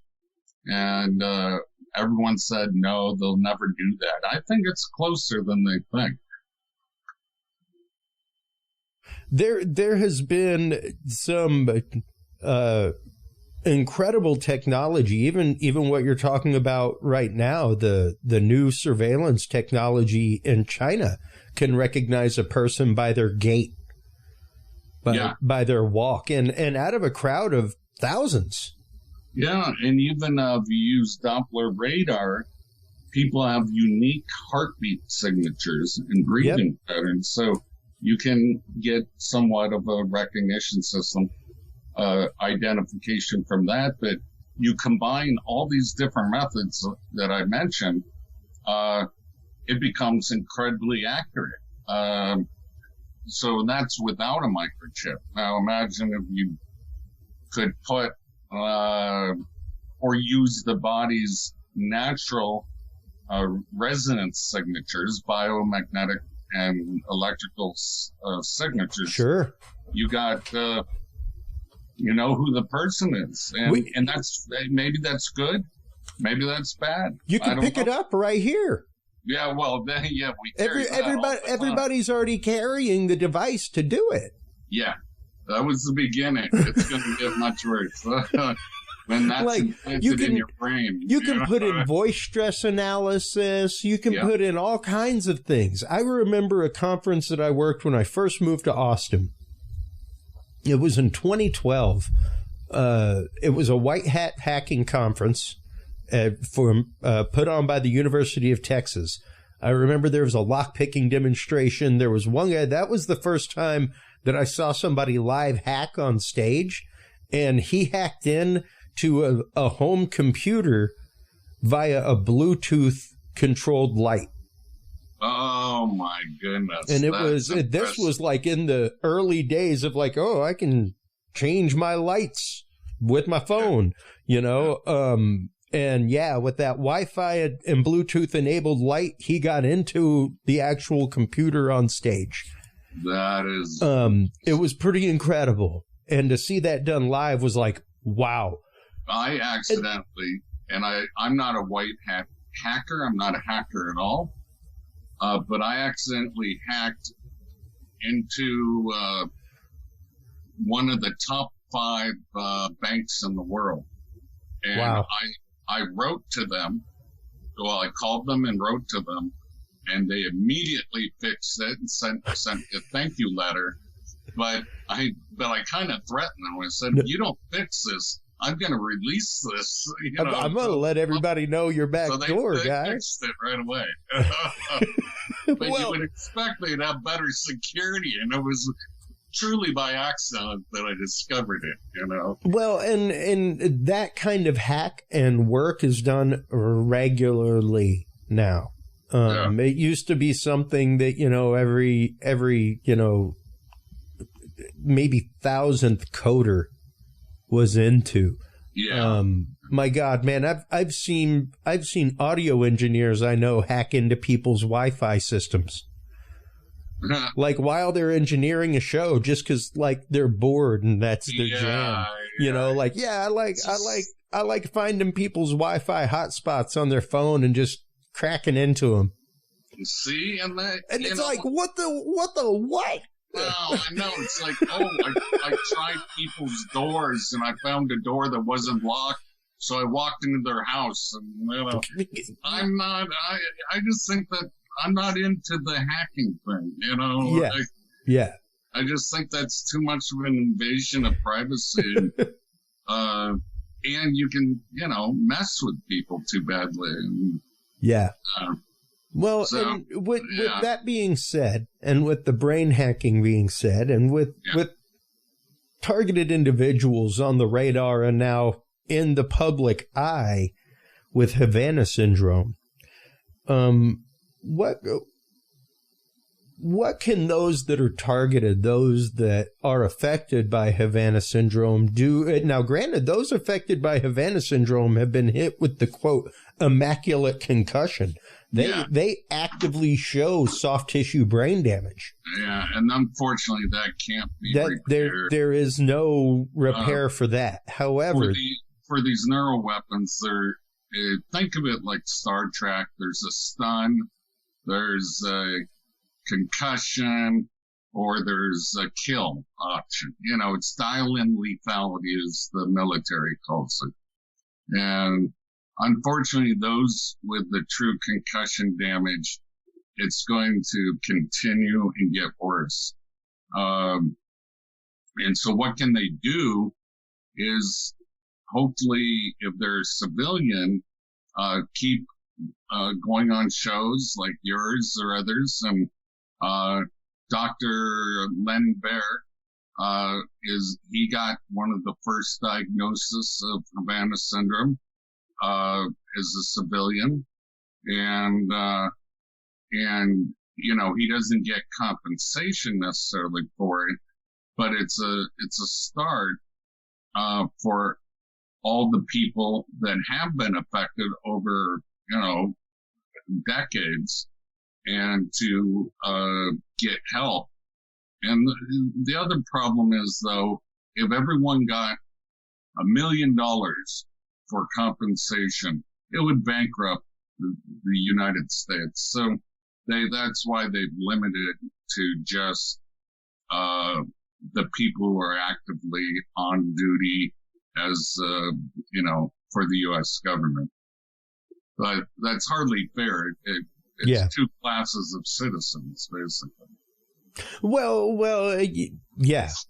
And, once again, this doctor is now officially the first civilian. Everybody else has been now. Granted, if I'm not mistaken, whenever the panel happened, in the original stuff,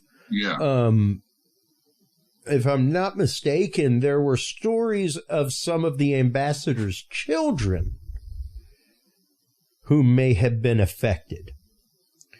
They were still looking into that at that point. That was when it wasn't a panel. I guess it was more of a panel. It was done at TSU right up the road. Yeah. And here's the thing that bothers me. We've known about these weapons easily since 1960s. We've been working on them. I've worked on them, et cetera, et cetera. And when Havana Syndrome comes out, it takes years to go from crickets were causing it to maybe a sonic weapon next year, and then maybe a microwave weapon the next year. They just didn't ask the right people. It's like they're delaying the game, and they're purposely trying to, confuse the situation. We already know what it is. Well, and once again, remember that timeline that we were talking about, folks, wanting to be a decade ahead of the game. Uh-huh. Beginning in 2017, 5 years. Yeah. My personal take on it is I take Operation Northwoods and Havana Syndrome, and I put them together, and we're trying to create a pretext for war against the Russians. They must be behind it, Yeah. Well, and even right here, I've got the Operation Northwoods document up right now from our knowledge vault. Facts bearing on the problem. Number 2, it is recognized that any action which becomes pretext for the U.S. military intervention in Cuba will lead to a political decision, which would then lead to military action. Which is where the money happens. Mm-hmm. It always leads back to the money. It does, because we're a war economy, admit it. We spend 10 times more, more than the next 10 countries combined. If there were world peace, you know how many people would be unemployed and out of business? Yeah. Well, and, my wife is not a conspiratorially minded person. She does not have that much deep faith in humanity. She doesn't think that many people can get together in a room, decide on something, and just keep it secret for like decades. Well, it's not and I get that. If you read the right, you go to the right research. That's true. If you just turn on your television, no, they control that. Yeah. That dialogue is just about fully controlled. And, one of the things that I said whenever the laws went through in the FCC, the internet became under FCC control. And under FCC purview, not control, but purview. And I was like, that's a dangerous legal precipice, because you have not gone through and rewritten the charter of the FCC. So all the FCC. What do you think about the Ministry of Truth? Well, that already exists on the way out, and I am as purple as you can get, folks. I am not a red guy. I'm not a blue guy when it comes to politics. I think that they are all just as guilty and dirty as the next and the other. Yeah. And but Obama, on his way out in the National Defense Authorization Act, the last one that he signed, put forth funding for the National Office of Anti-Propaganda Propaganda. And I was like, so basically you funded a propaganda office? Yeah. You can call it anti-propaganda propaganda if you want. I'm pretty sure it's still propaganda. And then the Patriot Act by Bush, I think, Jr. Well, and when you start talking about Operation Northwoods, that is of course the first thing that comes to mind. That is what a lot of people said when it came to inside job with 9/11 was, go back and look at Operation Northwoods. This is a means by which to continue the industrial military complex, and continue it in perpetuity as long as the big T word is used. Yeah, and that's right. So let's say, hypothetically, we have one world government, one new world order. We're still going to have outbreaks, and they're just going to call them terrorists rather than countries fighting each other. And they're going to control every human to make sure they can't even form an opinion or to form a group to even overthrow this global tyranny. And I'm very anti-New World Order, and I'll be honest with that.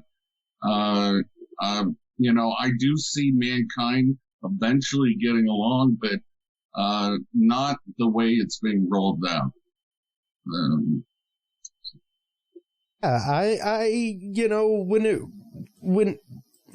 When it comes to New World Order, I almost fall in my wife's camp of, I don't think it would be that big. However, is there a cabal of people that are moving these things in the background? You're darn tootin'. Klaus Schwab left his scientific buddy. You will own nothing and you will be happy. We'll use genetic engineering. We will alter your identity of who you are. Well, and don't forget when you talk about who's controlling what and who's controlling the dialogue. Let's go back to that In-Q-Tel and Facebook, because if you remember, folks, one of the first things that was like huge that happened with Facebook was in 2011. And that was the overthrow of Hosni Mubarak in Egypt. And that was literally started on a Facebook post. Yeah. Where somebody was like, hey, this is, no, I'm done with this. And the Arab Spring began. And they were right there, January 2011. And, that guy, that dude was never really found. So yeah, like they literally used a social media platform to topple a government. No, it's a long history of CIA interference with all governments. The one thing that I say regularly on this show is the concept of 80-20. Less than 20% of the standing populace of the United States fought in the American Revolution. The other 80% were like, you nutball, stop, enough. You're going to burn us all.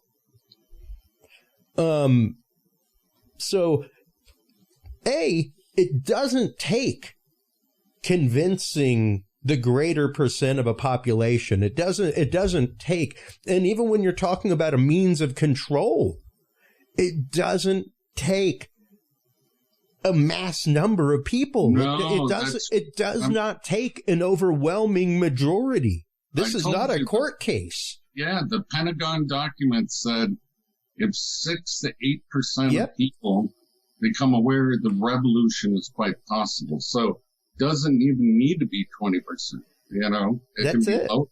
Yeah, and I mean, I just used the 20%, and I know the number was way less than 20. I want to say it was like 13 or something like that. I just used that as a generalization of humanity, period. Right. You know, out of every 100 people you talk to, probably about 20 people will get the deeper concept of a conversation. You know, the other 20 probably just waiting their turn to talk or waiting their turn to try to convince you of a paradigm. Not to have the conversation and the parry thrust block that exists in an active debate and open conversation, you know, an exchange of ideas. And to know that and to realize that, I almost posted the other day, hey, parents, try being honest with your kid. Let them know that, you know, whenever they're like, oh, I hate school, just be straight with them and go, you know, unfortunately, school is there to get you used to the tedium and monotony that exists 8 hours a day during the work week at a job that you may hate. That's the truth. That is literally what school is there for. It is not there to educate until college level, high school level. It is not there for education. Like, it is there literally to get you used to rote programming and to being able to just, like a bee, follow instructions for 8 hours. Well, Chris, I need to head out here. I have a friend who's absolutely. In the hospital. Is that a Pac-Man machine behind you? No. That is my home studio of synthesizers and video effects. I posted that the other day, and a buddy of mine was like, "Whoa, what arcade games are those?" Yeah. I was like, "They aren't arcade games, though they look like them." I was like, "Now I want arcade games, though." Well, I want to thank you for your time as always, Doctor. It's always a great conversation. It's always enlightening to sit back and talk with you about these technologies. I always walk away with a new hope and a newfounded way to look at this situation and the technologies at hand. So thank you so much. Yeah, well, thank you. I always enjoy our conversations. Well, please do hold the line real quick while we close things out. While you are online checking out Dr. Duncan's work, you can go to Amazon. You can purchase How to Tame a Demon. You can also purchase his other book, Project Soul Catcher, which I've got right here. I have both of them, actually. But stop on by there. Check that out. You could also go to the Curious Realm website. You can go there, you can hop by the store, and you can find Dr. Duncan's work there as well. I want to thank everybody for tuning in as always. It is because of you great folks that we get to put out this content. So until next time, everybody, take care of yourselves, take care of each other, and remember, stay curious. We'll talk to you soon. Bye-bye. Thank you for tuning into this episode of The Curious Realm. Stay tuned for more guests, forbidden topics, and hidden truths. Download the official Curious Realm app and view the Knowledge Vault on our website, CuriousRealm.com. Follow us on social media by searching Curious Realm. Curious Realm is available on your favorite podcast services, as well as YouTube, Roku, Amazon Fire, and Apple TV through the APR TV app, available on all app markets. Curious Realm is a proud member of the HC Universal Network family of podcasts. For more great content or to become a sponsor of Curious Realm or other podcasts, visit hcuniversalnetwork.com today. Thanks for listening. Stay curious. And remember, the other side is always watching.